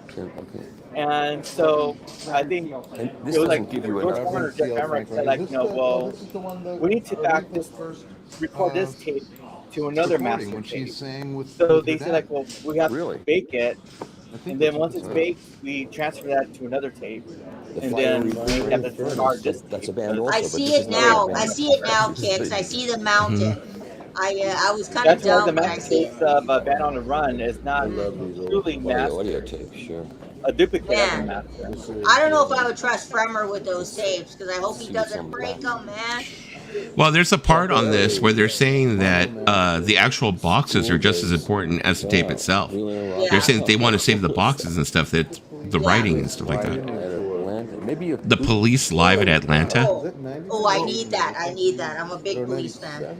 It'd be funny if you pull out the police at because the boxes tell you a lot, like still to this day. Like you're supposed to, if this gets checked out for anything to be done with it, you write a note on it saying so that they can go back and okay, this was used in. Like that, this is how they know what takes of Beatles songs and things get used on certain things because like if they like when they did love songs, they remixed a bunch of stuff. You can go look at the tape box and say, okay, well this was taken out, and so you can tell. it leaves a trail. Another Chuck Berry Twist LP Mono Master. Chuck Berry, Mono Master. School Days. Sweet Got Little raided 16. for a Buddy Holly master that he never Stuff is on the other returned. tape, too. Ooh. 2 of 2. It says 2 of 2. Steve Hoffman actually got raided for the Buddy Holly I'm just to figure out what all this stuff is. That's what our. Well, here Fremer's talking about that he's taking that, how he ended up with that police, the Atlanta live show. What's what? Yeah. He's all, I'll tell you later. So obviously he took that home. I'm like, why are they so loose with these? Yeah. You know, I don't care who it is. You know, why are they being loose with this? I mean, if you think about it, Michael Farmer, yes. But here's the thing. Bremer is such a big deal. He obviously makes a decent amount of money from his channel. People are throwing free He stuff does, at him. but I still You think he wouldn't could get pay a it. cameraman $15 an hour so that he can interview people and not have to film his own Exactly. stuff? And that's what I Right? Exactly. I recognize the songs, "Rain in My Heart," "My Rain Yeah. Open." Products, you know, they I Doesn't still Matter wouldn't. Anymore, I People still Got wouldn't Married. give Buddy Holly. I mean, I still wouldn't give Michael Farmer the Masters, man. So Just that's because Buddy he's in Holly the music master right there. There are notes. There are lots of splices in that, so. Oh. Rockabye rock. It's like so funny how they catalog everything and how they actually like keep track. You know, True Love Ways. it's just So this must have written been on New pieces of York paper. sessions. You know, just with I love me some Buddy Holly. I have some Buddy Holly in my Peggy collection. Sue Everybody's got a Mary, little bit of Buddy yeah, Holly. this is just Fremer's modern day colonel, a shyster and a con man. People have that opinion, it but isn't. I can't. I'm gonna be mum on that, Fox guy. I'm gonna be mum on that. I like Fremer. I just think that Fremer showed a lot of his ass with the whole MoFi situation. Yeah. You know, but you know, it is what it is. I kind of liked him, and then Mickey and Temple he Studio. did a review of the vinyl back, and I'm like, all right, Well, this he guy's. recorded a lot. He couldn't figure out how to use it. He didn't use it right, so then of course he gives it a negative review. And because Michael Fremer gave it a negative review, it's a no good product. And he just didn't know how to use it. He didn't understand it, and he didn't use it right. He was majorly outed during that. Yeah, you're right. Definitely, Fox guy. He really came out looking pretty New bad. York City, yeah. I remember when MoFi Gate happened. A lot of people were outed. Yeah. I mean, he was so upset that MoFi gave the interview to Michael Michael Esposito instead of him. Now, and then he turned around and said that Michael Esposito wasn't going to get another questions to ask, blah, blah, blah, blah, blah.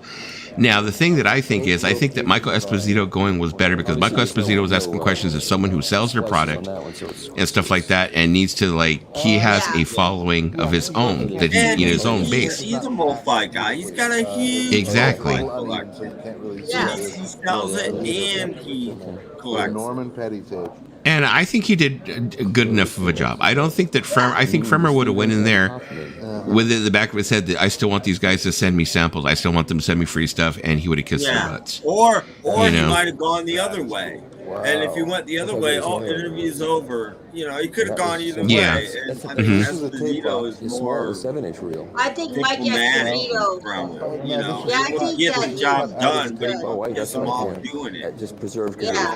Yeah. That was just, it was such a weird time in the vinyl community when that happened, when all these people, these big wigs were starting to like, they were starting to actually become one-on-one with most of the people that were the record buyers. When they started seeing them like on, you know, on different streams, like Chad was over on Rachel's stream and this and that. It was like, and Bernie Grunman was over on, you know, Michael 45 and stuff. It started getting like weird. I'm like, wow, these are people that like, why are they, you know, these are people who could just be like, you know, we put the product out, either you buy it or you don't buy it, whatever. Yeah. You know? That's right. My problem with Fremer is the same problem I have with all audio files. I watched him do a record crawl. I forget where it was. This was a couple years ago at least. And he's in this record store and he's with somebody and he keeps pulling out records. You have this? You need to have this. This is a really good sounding record. Every time. I never heard him once say, this is a great album. Every time Well, this is a really good sounding you record. know. You need to own this. You don't want to know. I don't give a You crap. remember If I Oh, don't, how do you forget something like if that? I don't like the music, I don't care Ella. what it sounds like. I want to hear a great Come to a album, not a recording great studio. sounding. They're letting him go through those I'm albums sorry, with Mr. no. Fox guy. They're letting him go through those albums No with gloves, no gloves. nothing. Yeah, no protection. Transfer's Like 15 inches. these albums Yeah, are this like because 50 if it's plus MG, it's years probably old. earlier than 75. Why is he not Yeah, taking there's more a care copy of them when he's transferred looking to through them? 75. I'm kind of But pissed. then again, the way that they're letting him handle it, and there's a room full of people there too. Like someone couldn't try and walk out with You something. have to determine whether Yeah, Yeah. that's a room full of people there. whether that's the correct. You know, Yeah. these are supposed to be all rare, you know, Like I recordings said, and one of a kinds, and like I said, there's a billion. There's at least a billion master tapes that you Mhm. can't Yeah, get them and all those with ran kid at the glove. 30th You of just the Yeah. they're working things. They need to reissue a new album. They grab them and they put it out. They're things to. They're like records. You know, it's like handling a $10,000. If you got a $10,000 record, are you never going to play it again? Well, if you aren't, then what's the point of People get having ready. it? It's the same Right there. thing with People these. get ready by the They're impressions on this tools. tape. That's Yeah. I don't look at them as collectors. I look at them as tools. Yep. You know, they're what is the thing about the 1 minute, 1 hour, 8 minute mark? Well, kicks. Oh, he said they have high security there. Billie Holiday and Louis Armstrong. I'd handle that more carefully. Me too. Is this a salt mine? I don't think it's a salt mine. No. No, it's a mountain. Unissued alternate. Concrete, I think, just concrete mountain. Needs left No and gloves right. because those are probably safety copies. Well, the That's a problem good, is, yeah, That's there what you I'm go. saying. Did release That's what it I'm saying. after When this they, was written, I they don't wouldn't have care come if back it and says corrected original, that. made for the That's- original at some master point it was tape. unissued. All of this It's was generally on not Yeah. actually the original master tape. It is a copy of the original. What does that even mean? I don't know. tape. You'd have to listen to it. Yeah, he said these notes, those notes look too Or new. maybe Oh, Yeah, okay. the original Maybe master these tape, are not like supposed to from be like German? Beatles' original master tapes from EMI, You know, at some stay at point. EMI. They don't go anywhere. When MoFi was did complaining those, about they this. didn't Putting the ship sticker on all it. Yeah, the there was a time when Beatles they- master when- tapes to again, MoFi. They You shipped don't a want copy.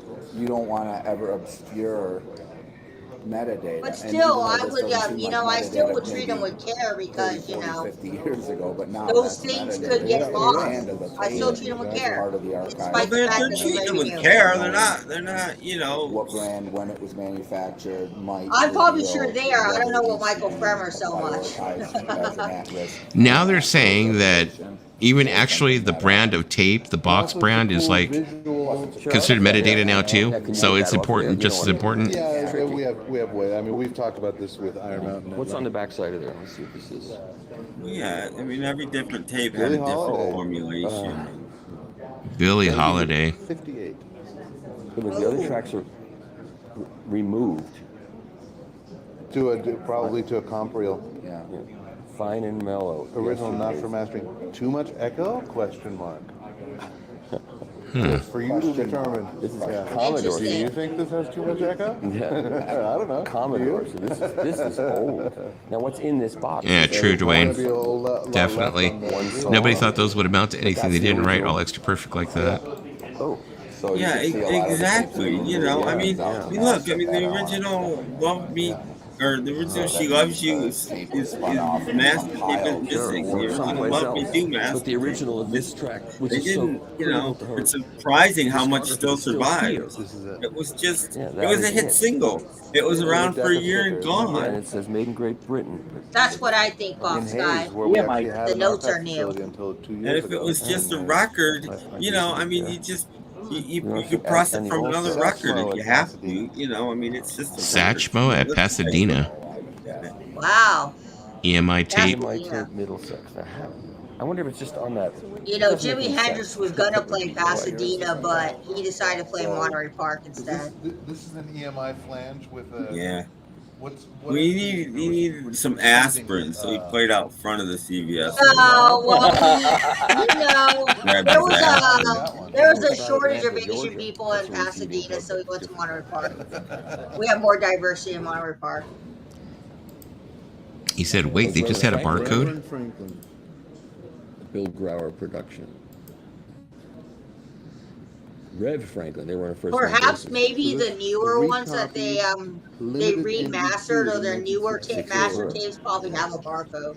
Well, they might put a barcode on it to catalog it. Look Yeah, Make it to a lot catalog easier to it. catalog How things. often do Yeah. you see Just that? go beep I'm sure instead there's of like writing a, all this I don't stuff know down about and every typing, day, you but we know. do see them I'm more sure than you there's a would think we catalog would. somewhere of all the Yeah. master tapes they have. Basically, the platter sits on there like that, and then this. But It doesn't if work you're without the thinking, post Fox of Guy, the this is probably tape. like this But video was probably it just filmed screws recently, down, so there's they a probably screw in want here to that make sure screws to down catalog the, everything. Yeah, Because very secure it's system. hard to keep the pin track of of all of those of master tapes.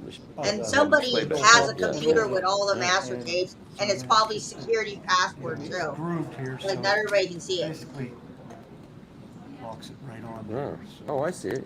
Yeah. so Cool. it can't spin I like that those way or old that Deca way. It label, can't. those old Deca labels Yeah, from the lift up 50s is and the the big problem with 60s. these When I things. see them at the thrift store, I like to collect them. So The this old is the Deca inner labels. sanctum, and the tapes just keep Hmm. rolling in. A Studer? Studor? Is this like someplace you'd like to visit like this? I know I would. I would probably die in that place with all those records because it would be like a happy place for me, man. See everything. Well, those are not records; those are tapes. Yeah, Well, they're it doesn't tapes, and Some tapes, work is right? work. It becomes work Tape. after a while. It'd Well, be exciting for like regard. the first month. Then you'd be like, Yeah. oh, fuck, man, more tapes? Oh, I think they're I'll set be up in pretty heaven well if I in was in a place like this. So on your Betamax. I Master tapes, love but still. I love using reel-to-reel What's going tape on in machines. here? It's the kind of thing where they say what is true. It's where you separate the men from the boys. Yeah. Anybody could use like Pro Tools or Logic Pro or all this kind of stuff. But if you could edit stuff with tape, that takes a lot of mad skill and a lot of patience to do. Yeah. That's why I love having a tape machine, and I love having tapes because then I want to be able to experiment doing mixes like that and doing edits and Yeah. good. be a That good takes job like to have a that serious amount of talent to do. And it's one of those things. Yeah, it's one of those things where you really have to make sure you know what you're doing because one little mistake, it's going to be hard to fix it. A belly button. I've got that online. I don't drink Starbucks, Fox Guy. I don't drink Starbucks. Great album. As cool as this is, I always wanted to like work on film. As cool as music is, and as much as I always thought I would have been an okay record producer. I'd rather restore film. That's what I always wanted. Stinky, rotten, vinegary smelling film. Like a green door back there when you walk through that. Well, I had a I don't drink Starbucks all the time. I'm not like one of those people that drank it all the time. I drink Starbucks like maybe once every. Richard Thompson. Right next to it is a record by the Carpenters. Yo. And right next to it is another Luther Van. Oh my goodness, was that the only known recording of Robert Johnson? Yeah, half his catalog is gone now, thanks to Lisa. I'm sorry. There is no Robert Johnson master recording. Everything was recorded in records. Well, I do drink Starbucks sometimes. You just show this box. Look. There you go. Let me explain myself. You have to be very careful handling the tape. You know what I'd like to see that I've never seen? In the early to mid 50s, we did a lot of experimenting and a lot of recording on 35 millimeter film. The Dandy Warhol. I've never seen. I'd like to see that. I'd like to see music recorded on 35 millimeter. You know, Ben, I was just there last week. I don't drink Starbucks show, every second night week. of who? It doesn't I drink say. Starbucks every Someplace once in it a says. while when I go to places. And they were recording Starbucks is not my drink of choice. I have a place that I go to called Sarah Vaughan. Half and Half, and they have the best green tea ever. That's where I go to buy my green tea. If you look at Why'd you buy green tea at Starbucks when you got these Asian places that make better green tea? Yes. You look after the Stones archive, same thing. You look after any artist collection, everything is critical. Yeah. We're a different animal. Yeah. We have Yeah, that copies guy of looks copies. like We have he eats, boxes breathes, full and of speaks staplers records. and other Yeah. things that have been collected. Fremer's being very insightful here. So we end Yeah. up with 6 million assets. Copies Yeah. of copies. Yeah. The job is Yeah. to constantly figure out He's what the most important stuff is. We don't on throw fire. anything away, but Yeah. we do have to prioritize. Sure, otherwise it's... So it's And you're constantly discovering things. First off, That's- Fox Guy, I haven't been to Plymouth Unless- Rock since and people say, why didn't you just 1997. use the original tape the first time? So Well, yeah, yeah. maybe we didn't find That's it. right. Maybe it was mislabeled. I Yeah, thought, exactly. really, Are these the guys who walk by and say, "Look it, maybe that should be a record store day release"? They keyword search in their existing database for That guy I'll looks tell like you a one vet. thing. If I had access but to it's that hard for them vault, without precise, I would like to go in comprehensive just metadata steal the to masters actually nail for yeah. So The in Love Among the necessity, you Ruins guys album pull by everything Maniacs, together. and then give them It the delays the masters. process of digitizing. You know what Because, album you know, is? a lot of us Maniacs fans, we've been wanting to see that album to be pressed on vinyl for the first time, but sadly the Maniacs do not have control over that. The record label does, and I don't I think, can't type. Just the I don't know note if they will is ever there's so much come to the point where they'll contextual want to information release that it you on can vinyl. glean from the actual tape. Great album, I love it. When you're researching what sources you want to use for a particular project, right? Yeah. Like today we were And let's go ahead and take that off screen before Fremer actually ends up hitting us with it. Yeah. Fremer's going to be like, "You're showing my whole damn video." I don't know. I didn't feel like Lisa, I learned anything. Lisa, it's easy to steal the masters from One Direction because all you need is just a USB port. Exactly. That's it. Everything else Exactly. is on tape. You know what? I did Exactly. have enchiladas today. So why don't I just go to the toilet and make you some more One Direction masters? You would do that. You would do that. You need a type to be like, hey, your One Direction album's in the toilet floating. I'd be like, "Oh, here's their new album." That's a new one. There you go. Woof. Record store. Whoo, that smells like a record store day release. Whew. That was rocking. That's got plenty of Harry Styles in it. Whew. You see, I got the commenters riled up about it. So I did it myself. Oh, Lisa, did you ever go to the Wax Museum, or is it gone by then? It is now apartments. Here we go. Now you picked it, Fox Guy 6. Are you talking about the one in Buena Park? Because the one in Buena Park, guess who worked at it? You did? Yeah, I worked there. It was Are the you worst talking 5 about- months of my life. Are you talking about the one in Hollywood, Fox? Buena Guy? Park. I worked at the one in Buena Park. No, there's one in Hollywood. Okay, but I think the one in Hollywood is still there. Yeah. But there was one that was on Harbor in Buena Park. Was it on Harbor? I want to say Harbor Boulevard. Was it? Yeah. Right across the street from Medieval Times. I've never been to Medieval Times. The Plymouth Museum where the Rockin' Mayflower is. No. Well, I don't know about that. No, the last time I went to Massachusetts was 1997. I was 15 years old. I don't remember much about the trip. I haven't been since, but I heard the people in your town are kind of I'm not gonna get into Boston people. Yeah, the working for the Wax Museum was very, very creepy. Very, very creepy. Did you see a Michael Jackson wax figure? No. They didn't have Michael Jackson at the time. Not because I was there during you gotta think this was 89, 90. 89 or 90, so no. No, because at night we used to have to vacuum the whole place and clean it up. And they would turn off all the lights except for most of the lights that were just along the trail. Like they had really little strong lights up along the carpets and stuff like that, but everything else would be turned off. So it would be a lot of shadows. I mean, you really, the first couple of nights I was like, I ain't fucking closing anymore. I told them straight up, I'm not closing. I'm not closing.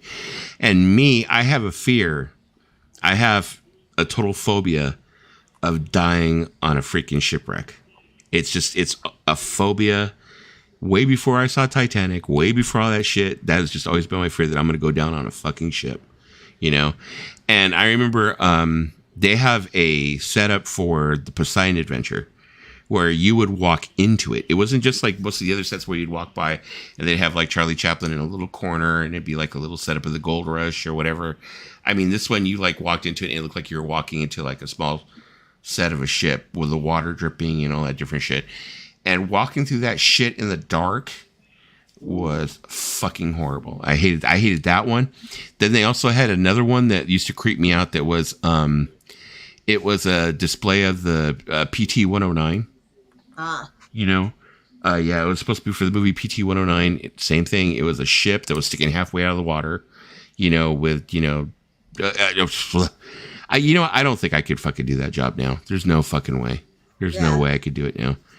You know, because I would be way too creeped out. The way my anxiety is now, there's fucking no way. I mean, I have my, you know, general fears. Fear of roller coasters, fear of the deep ocean, fear of Nerf balls. Fear of roaches, Nerf balls. And that's why I don't go. That's why only time I go to Buena Park is to go to Disneyland, or I think Disneyland's near Buena Park. Disneyland's in Anaheim. Movieland Wax Museum isn't there anymore. No. I mean, the other thing that used to creep me out too was fear of the Smiths.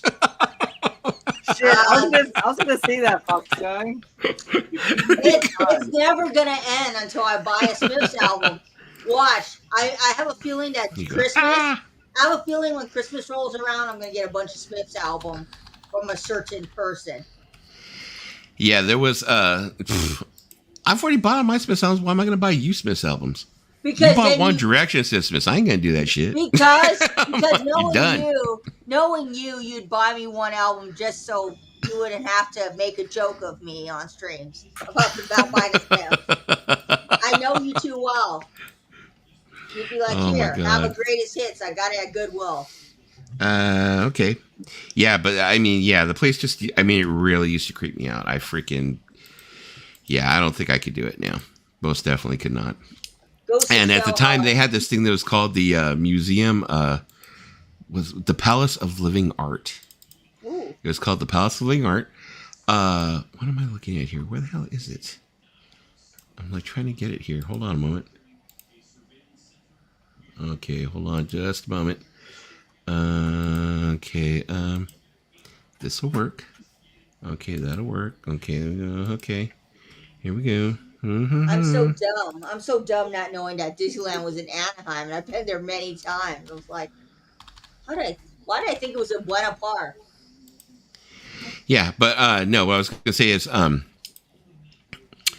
it was called the Museum of Living Art, and they had like they had replicas of the Statue of David, and they had replicas of the Pietà, the Pietà and stuff like that. And these things were so massive, you know, they were like to scale, you know, and that I was just like, I have a fear of large statues, you know. Yeah. I think I have a fear of large things, period. Because like I get near the Queen Mary and I get freaked out. Anything that's really, really huge, I get like creeped out. I have a hard time taking a piss sometimes. Freaking Dusty. Oh, you know what? There's a fear that that's coming up that's gonna scare like a lot of people. And you know what that fear is? Uh-oh. Oh no.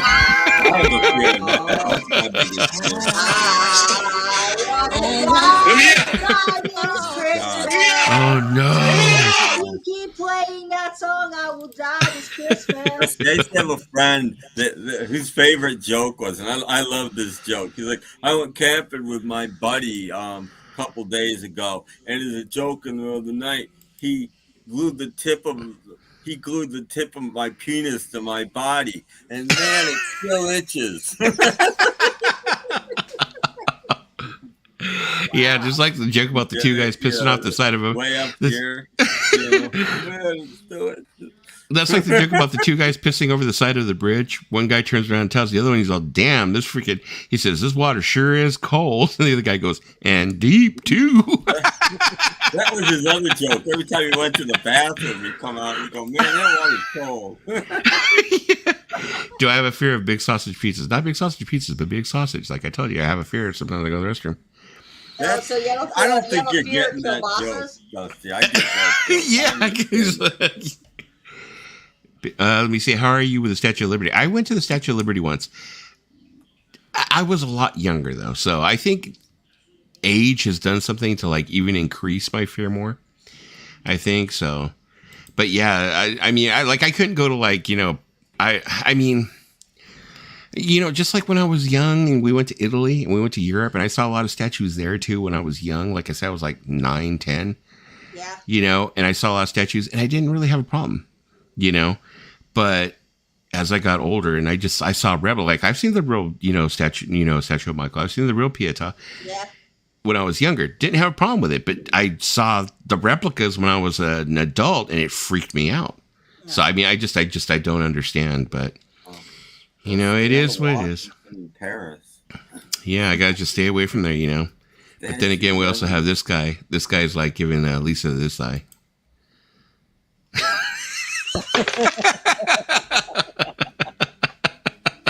You didn't buy my album, Lisa. So, Lisa, this is how I look at you. I look at you with disgust. I look at you with disdain.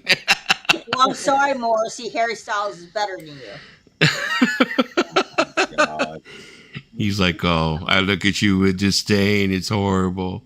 It's horrible. But Lisa's like, but I love One Direction. I can't turn my back on them. But Lisa, you must. No, I can't. I can't do it. You must. Okay. It's never going to die. I'm going to have to buy a Smiths album one day because it's never going to die. Probably not. It's probably not good. And then she's going to turn around by the album and be like, I hate that album. Freaking so. Now it's so built up by the time you get a Smiths album, you're going to go to play it and you'll be like, I freaking hate the Smiths. You guys think I don't know the Smiths, but I like that song by them called Ass. That's a good song. Ass? When did they make a song called Ass? They have a song called Ass? What? I also like the song by them called Girlfriend in a Coma. That's a good one. Okay. See, I do know some Smiths. Guys, act like I don't know the Smiths. The greatest hits are louder than bombs. Yeah, louder than bombs. Mm-hmm. And I like that one. Stop me if you think you've heard this one before. That's a good one. You could stop me if you. And when it comes to albums, it's true what he's saying. What Tim said, get louder than bombs. It's going to be a little bit pricey. That one's probably going to be like around for a repress, probably around $40. So I'll just buy a greatest hits on CD, and then you guys will leave me alone. Yeah, there's a 2 CD greatest hits that will really get you I'll buy covered. a 2 CD greatest hits, and Dusty will leave me alone for the rest of 2025 and 23 about the There's a Smiths. single disc too, but there's a 2 disc. It says, I like Baby It's You and Because the Night. Must be talking about 10,000 Maniacs, I think. Because the night belongs to Patti love. Smith? Yeah, he's probably Oh, wait. I'm thinking of, Because the Night. Didn't 10,000 Maniacs do that for Unplugged? Yeah, that was on their Unplugged album. Yeah. Yeah, but he didn't do Baby It's I'll be right back, guys. Be right back. Yeah. Don't let the sausage pizza get to you. Where did the sausage pizza thing come from? Because Final Kicks talked about it. He keeps bringing in this joke. It's a porn film joke, but I'm not sure anybody's getting it but me. All right. Oh, the Smiths. Oh, the Smiths did Because the Night, huh? Well, Baby It's You is Smith. I get it. He's mixing up his Smiths.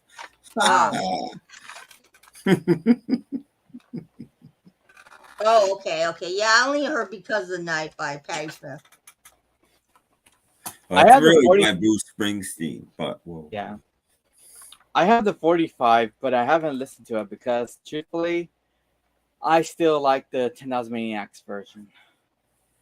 I like Springsteen's version, his original version. I don't know why he didn't release it at the time. I eventually put it out on that 5-record live set, but and then eventually it came out on the Promises album or whatever it was called. But he should have released it at the time. Yeah, I have a Bruce Springsteen album here. I don't know which one it is. Let me see. Oh, I have You don't know most of which them one it until the is? recent ones because I he's got just well the controlled. I got the Rising. I bought that at the thrift store. I bought this one at the thrift store for $3. Could not pass up 2000s Bruce Springsteen, so I bought it. Gotta have some Bruce. Ooh. And the CD's in here. I It's think got that's Amanda. got one of my favorite Springsteen songs on it. And look, Amanda's prom photos are not in here. Wow. I managed to get a CD with no prom photos. But he does a song called "Girls in Their Summer Clothes," which I just love. It reminds me of well, what the hell is the name of it? "The Boys of Summer" by Don Henley, but I think I even like it more. It's got that kind of vibe though. It's the end of summer. It's like now. It's the end of summer. He's walking on the boardwalk, and he's the girls aren't gonna be wearing the summer clothes very much longer, and it just brings back a feeling. It's a good song.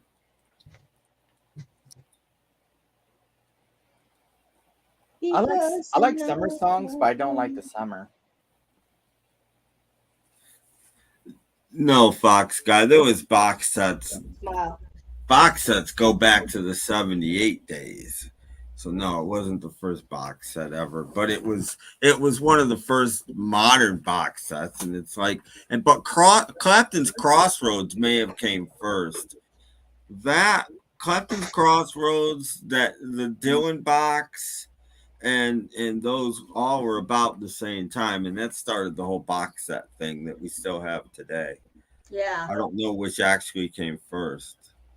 It was Dylan's Biograph, Clapton's Crossroads, and Springsteen's Live. All came out about the same time. That's a good And I'm back. Yeah, I think if you get something like this, you should be fine. Oh, yeah. I'll look into it. Like that. Or if you got this, that would be good too. Louder than both. I will have to look into it. I have to buy one so That's Dusty one of the will. two Smiths albums I have on vinyl besides the bootleg. Or Ooh, where I'm getting a Smith's education. this one. Oh, I know This that one's album. good too. I had that. I sold it. It was a repress, and I Yeah, that's what this one is. I have represses. I don't have originals because I ain't got a ball like that. at least a couple of the songs are on Louder Than Bombs. Isn't one side like BBC recordings, and then the other side, whatever it is? Yeah, basically this is like a UK Louder Than Bombs, basically for the most part. Because that never came out originally in the States. Yeah. Yeah, like because this one has a UK label for a repress, but then this one they recreated the original Sire label for the repress. So, I've got because it was American. So, yeah, I would love to have an original, but some of those like Smith's originals they go for like $bucks, man. eBay, here I come. I'm about to have those Smiths albums too. Yeah. I go, okay. Let's see. Now where was that? I said no. Patti Smith. Baby, It's You was a Smith. Okay. Catchability. Wasn't that Springsteen the first box set ever? Yeah, I know. I'm trying to think. When was Biograph? Biograph was the other one. They all came out around the same time. Yeah. Around the same time, within a couple years of each other. I mean, I've seen I worked at a record store there. So Dylan 85. So Dylan would be the first modern box set. Because I've seen the Bruce Springsteen box set. I've seen it at the thrift store before. I think they did a reissue of the box set for Springsteen for RSD. Well, not the live box set. That live box set has never been. Wait. It was not the box set. It was not the box set. It was the greatest hits, I believe. That's the one he did on red vinyl. Never had a vinyl reissue. I mean, had CD reissues. I mean, the greatest hits. They did that on a red vinyl. I forgot what year it was. You know what is funny with me is like with Springsteen. I mean, I wouldn't say I'm a major fan of Springsteen. I like Springsteen. Not a major fan, but it seems like all of his records are kind of like, he's another one of those artists, like, he just creeps into my collection, and I don't know where they come from. It's like, I know I've bought a couple of CDs, probably used, and stuff like that, but then I got, like, Born in the USA on vinyl. I'm like, where did that come from? Was I drunk when I bought that? Where did I get Darkness on the Edge of Town? Where the hell did I get freaking Human Touch? And, it's like, I go through my Springsteen, I'm like, where did all these, I don't remember buying them, so. It's somebody from the Springsteen fan club. They come by and they drop one off and stick it in there. Don't tell me about it. Or something. I don't know, but I think it's funny. Like every time on Spin Me Round records, every time they come across the Born in the USA, she always has to smack the butt. She always smacks the butt. She goes, I saw that. I've been kind of like holding back on watching Spin Me Round because for one thing, it's like I used to like watching them. I think like really when I began watching them was during the pandemic. When you're basically like reaching out for any kind of human contact, but now that, pandemic's over and stuff like that, it's like, I'm starting to become more, on who I watch, who I don't watch. The thing with them is they were entertaining during the pandemic, but now it's like, they kind of irritate me. Cause like, you see all the used records and you're like, oh, I want that. But they won't ship it to you. Yeah, I got a backroom videos, and there used to be one girl that worked there that I thought was really cute. That wasn't in them very much, but I would watch them just to see if she was in them. And then I don't think she's even there anymore. So I'm like, no, I don't think she is either. I got a problem. See, I have all those. And I don't remember buying them. Unless it was one of those times where it's like, I bought a bunch of records at one time and I was at Spin Me Around. I was like, oh, yeah, I'll take that one too. And it was cheap and I just threw it in the stack or something, I bought this one from, which one is it? I bought one of them. I bought this one from Harry's Music Room. They had an auction because I didn't have that one. So I bought it from her. I mean, don't get me wrong. They're all great albums. I have them and I play them. I listen to them. It's not that I don't like Springsteen. It's just I've never had a day where I've been like, I think I'm going to pick up some Springsteen. I still need to get. I don't remember a day like that. I still need to get Nebraska from him. Mm-hmm. And then But Spin Me Around, like I was saying, the thing with them is that I kind of got tired of watching them show off all these great used records and you can't buy any of them. Then all the new records is like they're all regular price. It's like they've never really had anything where I've been like, oh, I just got to get that from them when I couldn't get at Barnes and Noble or one of my other record stores. I bought a couple things from them after Record Store Day. They used to have more rush when they had recently. Yeah. And their prices sometimes were good, and their shipping was about the cheapest of any. Yeah, I bought stuff from them in the past too. But I've just noticed the past couple of videos I've been watching, not to like be down on them. Oh, there you go. Not to be down on them, but he's really, really, really overdoing it with the boob thing. To like the point where it's like it's starting to get uncomfortable, No, I thought I was the only one that noticed that because when I was watching videos, I'd be like, Lisa, you're not the only one that notices the giant boobs. The sub count, I think, 95% of their audience. Yeah. The only one that's kind of like, it's a little too much. He's overdoing it with the thing, with showing his wife. But I get it because he needs the views, and her boobs get him views. I mean, there's people. I'm sure she has her fans that like seeing her and stuff like that. It's just great. She's not an ugly woman. She's a gorgeous woman. I don't know if it's true, but I heard that she owned a record store before she met him. I don't know. I have no idea. That's what I heard. I heard she owned the record store before she met him. Yeah, I haven't really. I'm not that concerned about them. They're like deep I'm diving. not. But that's what. Care about. But I love the record store. When I bought stuff for them, the 2 times I bought stuff from them, it came in a very, very fast shipping rate, and they gave me stickers, and they're very responsive. So I like that. That's what a record store should be. Very responsive when you have questions about records. Well, they have one person. I don't know if it's the same person. It used to be a blonde woman that was on the. No, she still works there. Side. That all she did there was shipping. It's Shauna. That's his sister. I actually have her on Facebook. I talk to her from time to time on Facebook through Messenger. Yeah, I mean, so they're going to be responsive because she takes care of the internet. Basically, her job is the internet. So, and I mean, I like that. It's smart that they have people. Okay, you do this and you do this and you do this. Yeah. Final kicks. They hope old record pervs will buy from them. She needs to get a hold of a toothbrush. Wow. She's got a lot of teeth. They seem white to me, though. I mean, they seem clean. But look at freaking False Guy. Damn kicks. I discovered the record store through their videos, and that's how I started buying from them, because they had pretty good turnaround rate when it comes to buying records, and they had a lot of RSD releases that I wanted. So yeah.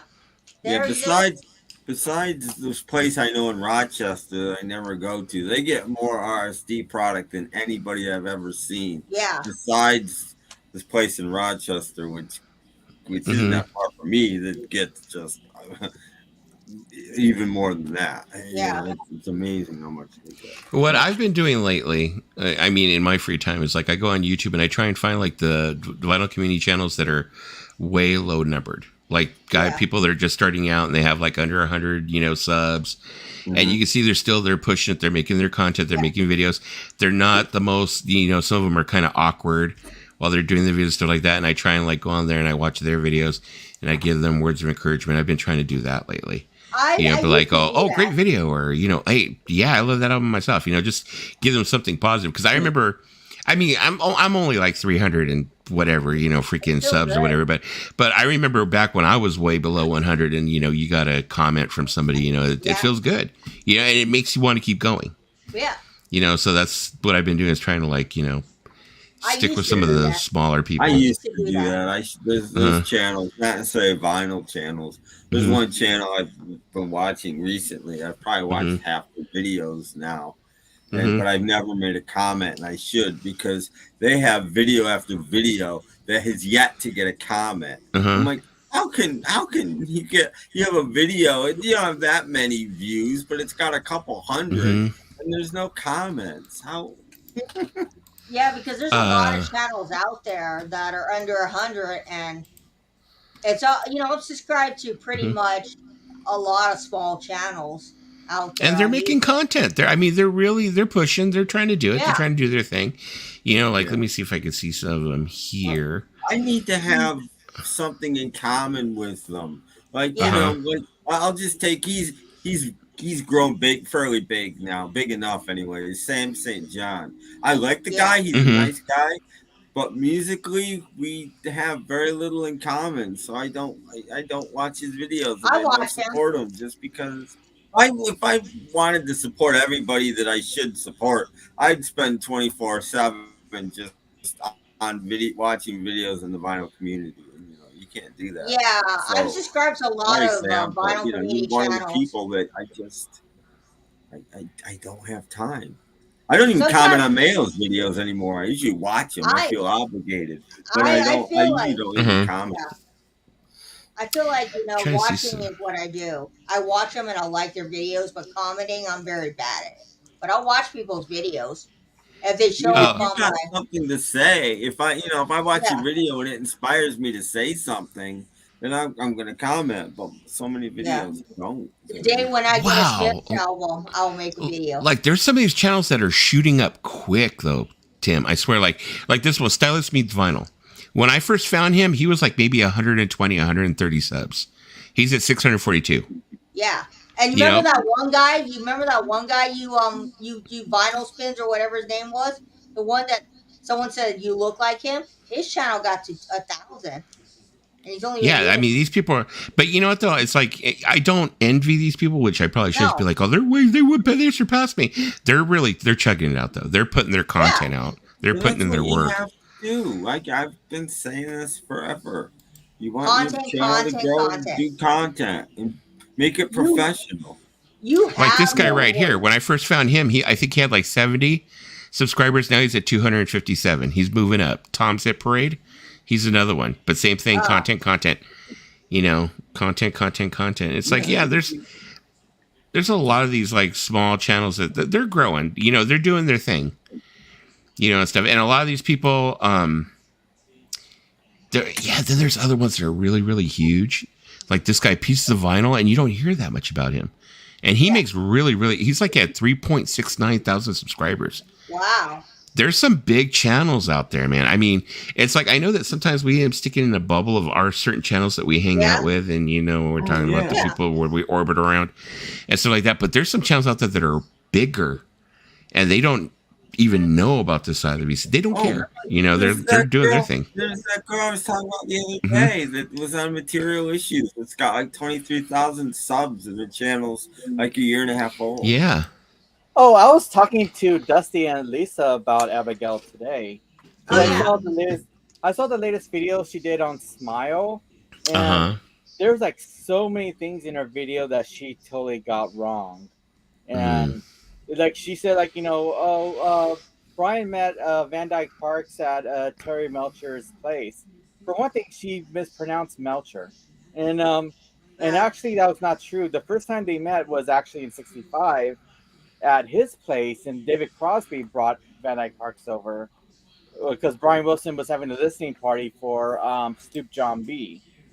And there's like a lot of other things that she was mentioning in her video, like apparently Paul McCartney got the idea for Magical Mystery Tour while attending the Festival session. I'm like, I don't think he came up with Magical Mystery Tour during February or January of '67.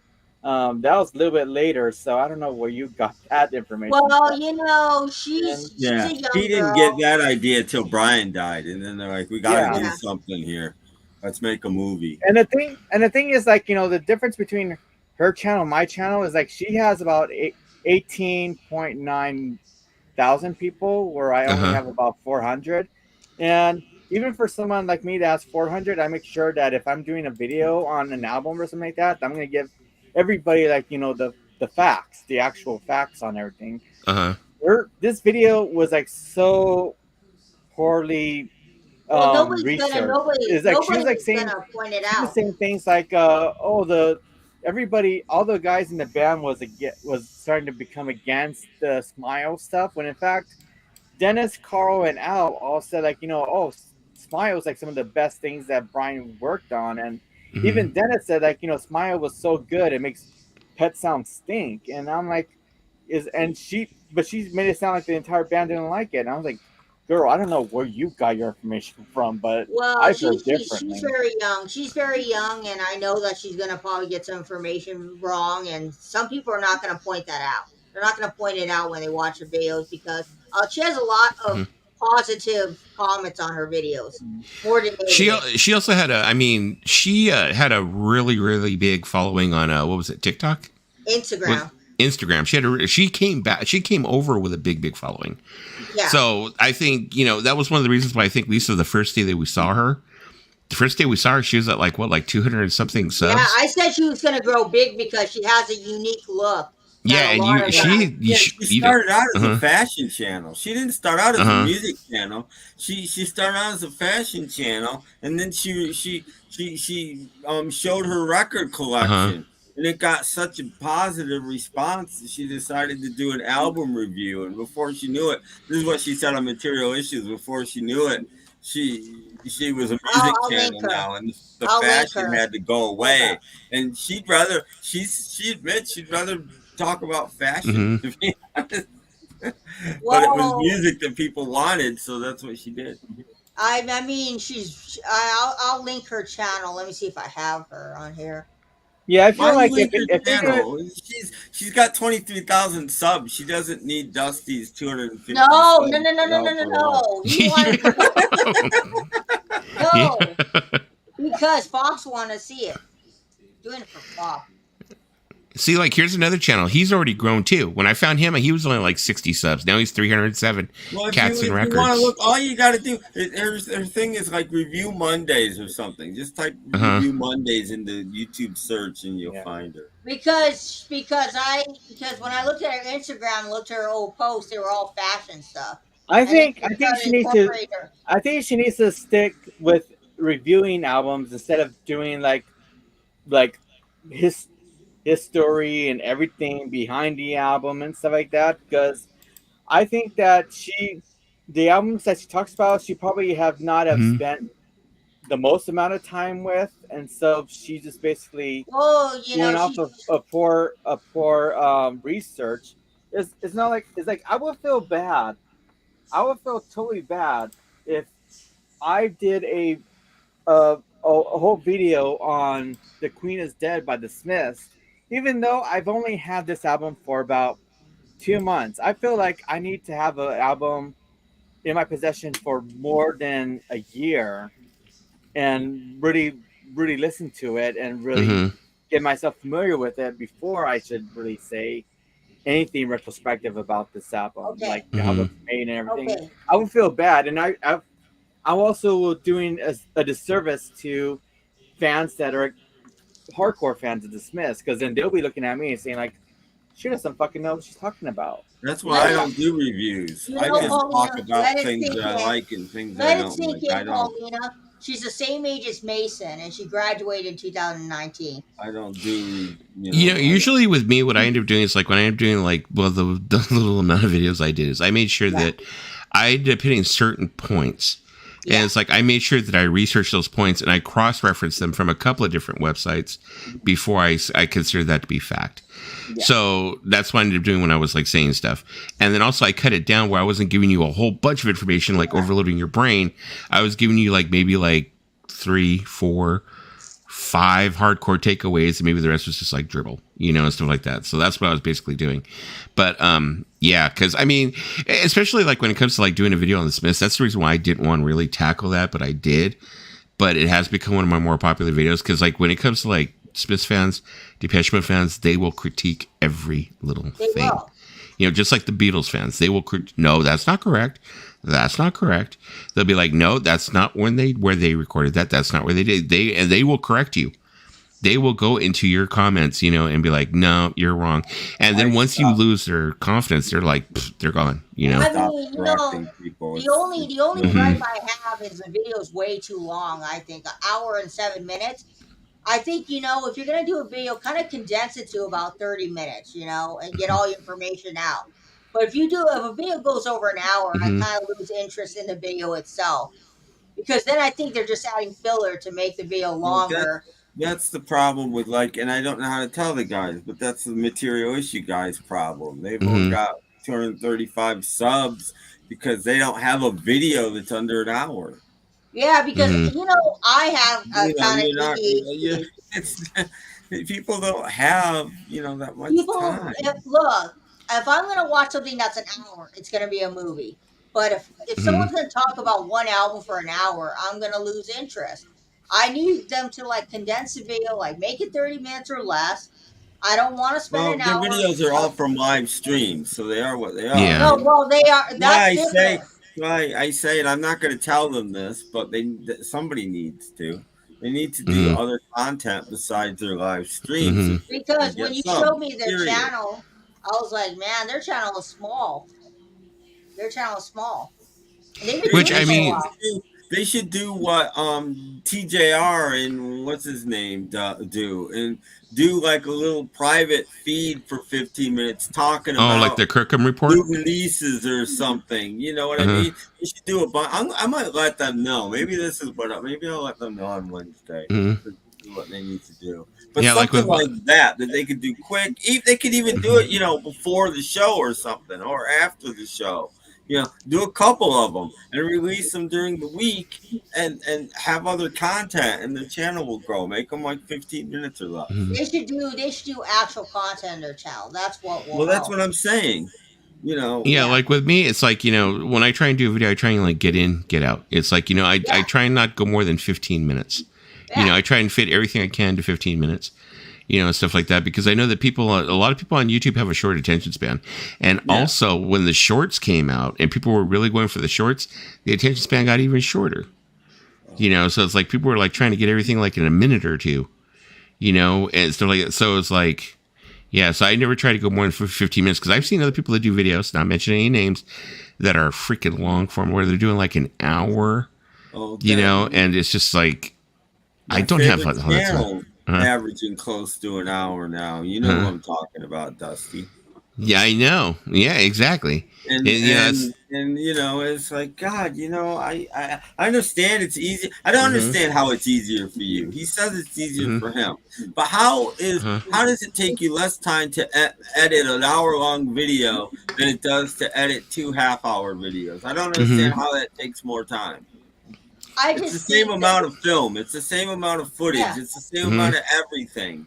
I don't Yeah. understand why you can't just take half of it, split it up, and then start a new video. How does yeah, that? You say hello at the beginning of every one anyway, and yeah. Uh-huh. I don't understand why it takes more time. I really don't. Another thing that a lot of people are starting to get tired of, and they're saying that it's starting to test poorly, is people don't like the intros. Like people are Yep. starting to get tired of like where you end up having an intro. It's like blah blah blah. It starts like Well, yelling see, in your I face like or intros it's for loud. sure, Mm-hmm. especially. But Yeah, I do Yeah. like it. I actually like intros. like I keep it think to if 10 you to just 15 come Mm-hmm. on seconds. and there's a guy I like him, but this guy he's an Elvis Presley in Japan is the name of his channel. He's got a Mm-hmm. new video out last night. In fact, it was only 4 minutes old when I watched it. I might have been the first person to watch this video. Mm-hmm. But he just comes on and goes, you know, Yeah. well, today I'm going to open a new box of records that I just got. There's Mm-hmm. 6 Japanese, no intro, no hello, how are you, no nothing. He's just Well, boom. The hello, video Mr. starts the Hayari. second the camera comes up. Hey, And I think a Hey, little Tom. saying hey, hello, Tom. how are you Haven't Uh-huh. seen you is forever. nice, you know. Yeah, like with my videos, what I usually try and do is I try and just like, like I said, I'll try and do a short introduction at the beginning and be like, oh, I'm talking about blah, blah, da, da, da, da, da, da, da, da, da. Boom. And it'll hit you with a little small intro. And then boom, Wow. just jump into the video. Yeah. Where have you been hiding, Tom? I haven't even seen him over on mails and stuff like that. Where have you been, Tom? It's Where he's been been hiding out. forever. He was there the other day. I Mm-hmm. lose my days now. I don't know. I was up with him the other day, but it was the first time I'd Mm-hmm. seen him in a long time. Oh yeah, I did see him there a couple of days ago. It was pretty cool. Tom, Yeah, have you been doing well, doing good? if there's Uh-huh. channels that do things that where they're talking about it like an album for like an hour, I Uh-huh. feel like um, the video has to be somewhat eye catching to hold my interest. Mm-hmm. Yeah, There's this and channel that I discovered. I forgot their name, but the thing about me is like I love pop music from England. I feel like Mm-hmm. that's where like a lot of the best pop music came from. And there's this channel that just did a video on this album that I really love. It's called "Read My Lips" by Sophie Alex Baxter, Mm-hmm. and they did like an amazing hour video about this album. And I was like, finally, someone is making a video about it because this is like a really good album. Sadly, it didn't Mm-hmm. make it here in America because, as we all know, American record labels they don't know good music if it hits them on the ass. They don't care about good music. It's not that they don't know it; they don't care. They care Yeah. about profitable music. They don't care about good And music. I've been trying to make a video they about only that. care about profitable music. That's And it. I've been dying to make a video about that because I like to talk about like do a video where they talk about how everybody was loving the Beatles, like Capitol in Canada was loving the Beatles and everything. Mm-hmm. But Capitol here in America, they wanted nothing to do with Beatles at the beginning. They were like, Beatles? We don't. One guy in No. Capitol didn't want anything to do with the Beatles. The rest of Capitol didn't really know about him. And when the president finally heard about him, he called Dave Dexter Jr. up and said, "We're putting these people out, you idiot." It was just Dave Dexter Jr. It wasn't all of Capitol. Yeah. It was one freaking guy. Sweet, Tom. Been making some changes to the two legs. or maybe just To in the life Two Legs in general. podcast. Maybe life in Mhm. general. Could be And the that sad also. thing is like the Beatles was like it seems like they were like the only band from Parlophone that the Capitol accepted Uh-huh. in a way. I know they eventually will put out something from Peter and Gordon.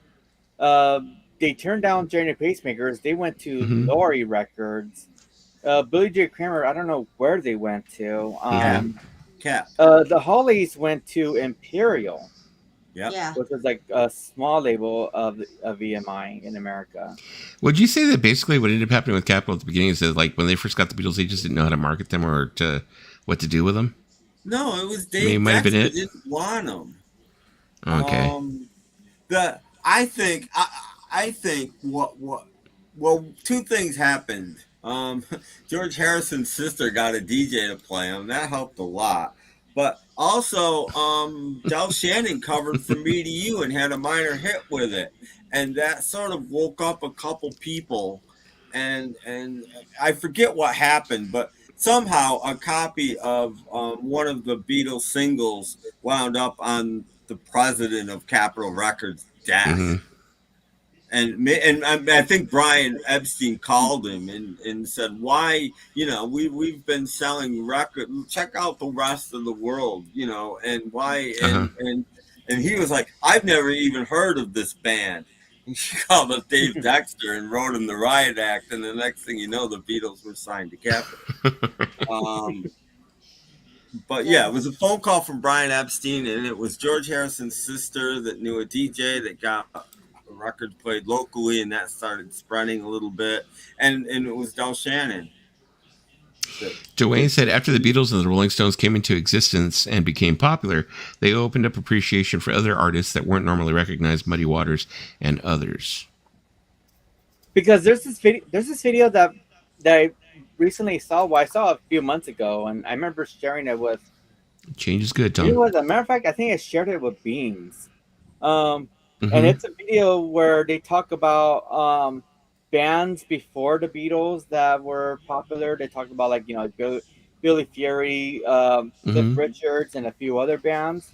But I could see like where there would have been a hesitation to accept a band from England, because it seems like every artist from England from the 50s all the way to before the Beatles, it seems like everybody was just trying to be the next Elvis. Everybody was trying to sound like Elvis. All this music was basically Elvis. And Trying to there's sing like like the king.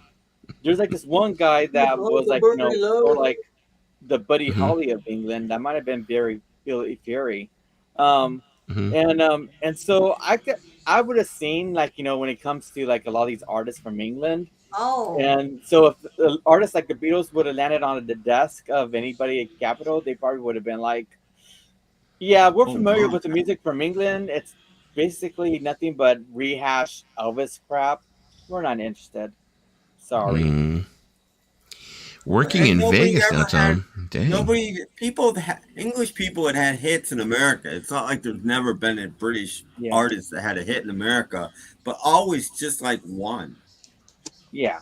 I mean, like the Tornadoes had a huge hit with Telstar, but that's it. Nothing else, ever. That was the only number one from exactly England. Nothing, and everybody else didn't even make the top 40. No. And Cliff Richard had one or two very low top 40 hits that they hit the top 40. And it just. So why? I mean, I get Dave Dexter, but when you look at the rest of the world, though, I mean, if you just looked at England, you go, okay, they're huge in England, but you start going, wait a minute, they're huge in Australia, they're huge in England, and they're wait a minute, they're on the charts in Canada, a country 500 miles away, they're on the charts. Maybe That was Dave Dexter was a jazz guy. He had no interest in pop music whatsoever. He signed artists and put out records that he knew were moneymakers. And if you look at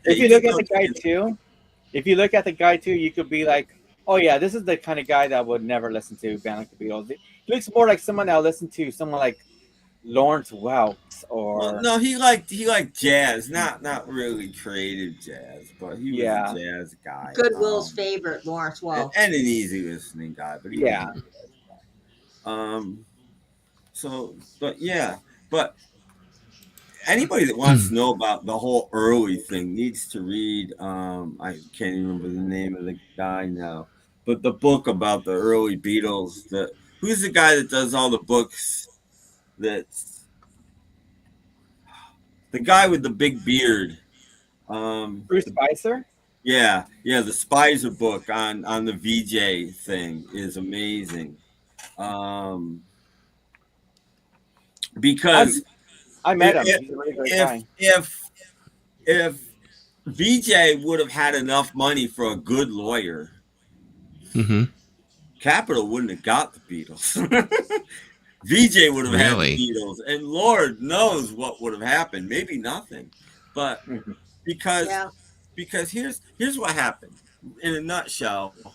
Their main their president of their company was an embezzler and a huge gambler and stole like $1 million or something and lost it at the track or something like this, right? So they literally had zero money. They fired him. Okay, so now it's just the founding two people, which were a married couple. They were black. They're married black, and they're like, oh crap, and their bill comes due from Parlophone because they've been leasing the Beatles and Frank Ifield, and they owed Parlophone $800 and they couldn't pay it, and that's how they lost the Beatles. $800 and they couldn't pay it.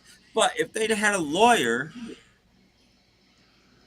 because here's the thing, they were also leasing their artists like John Lee Hooker and people like that to Parlophone, and Parlophone owed them $2,500.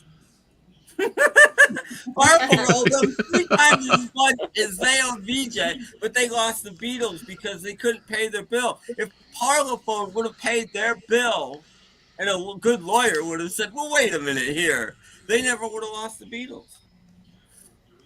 It's really that screwed up.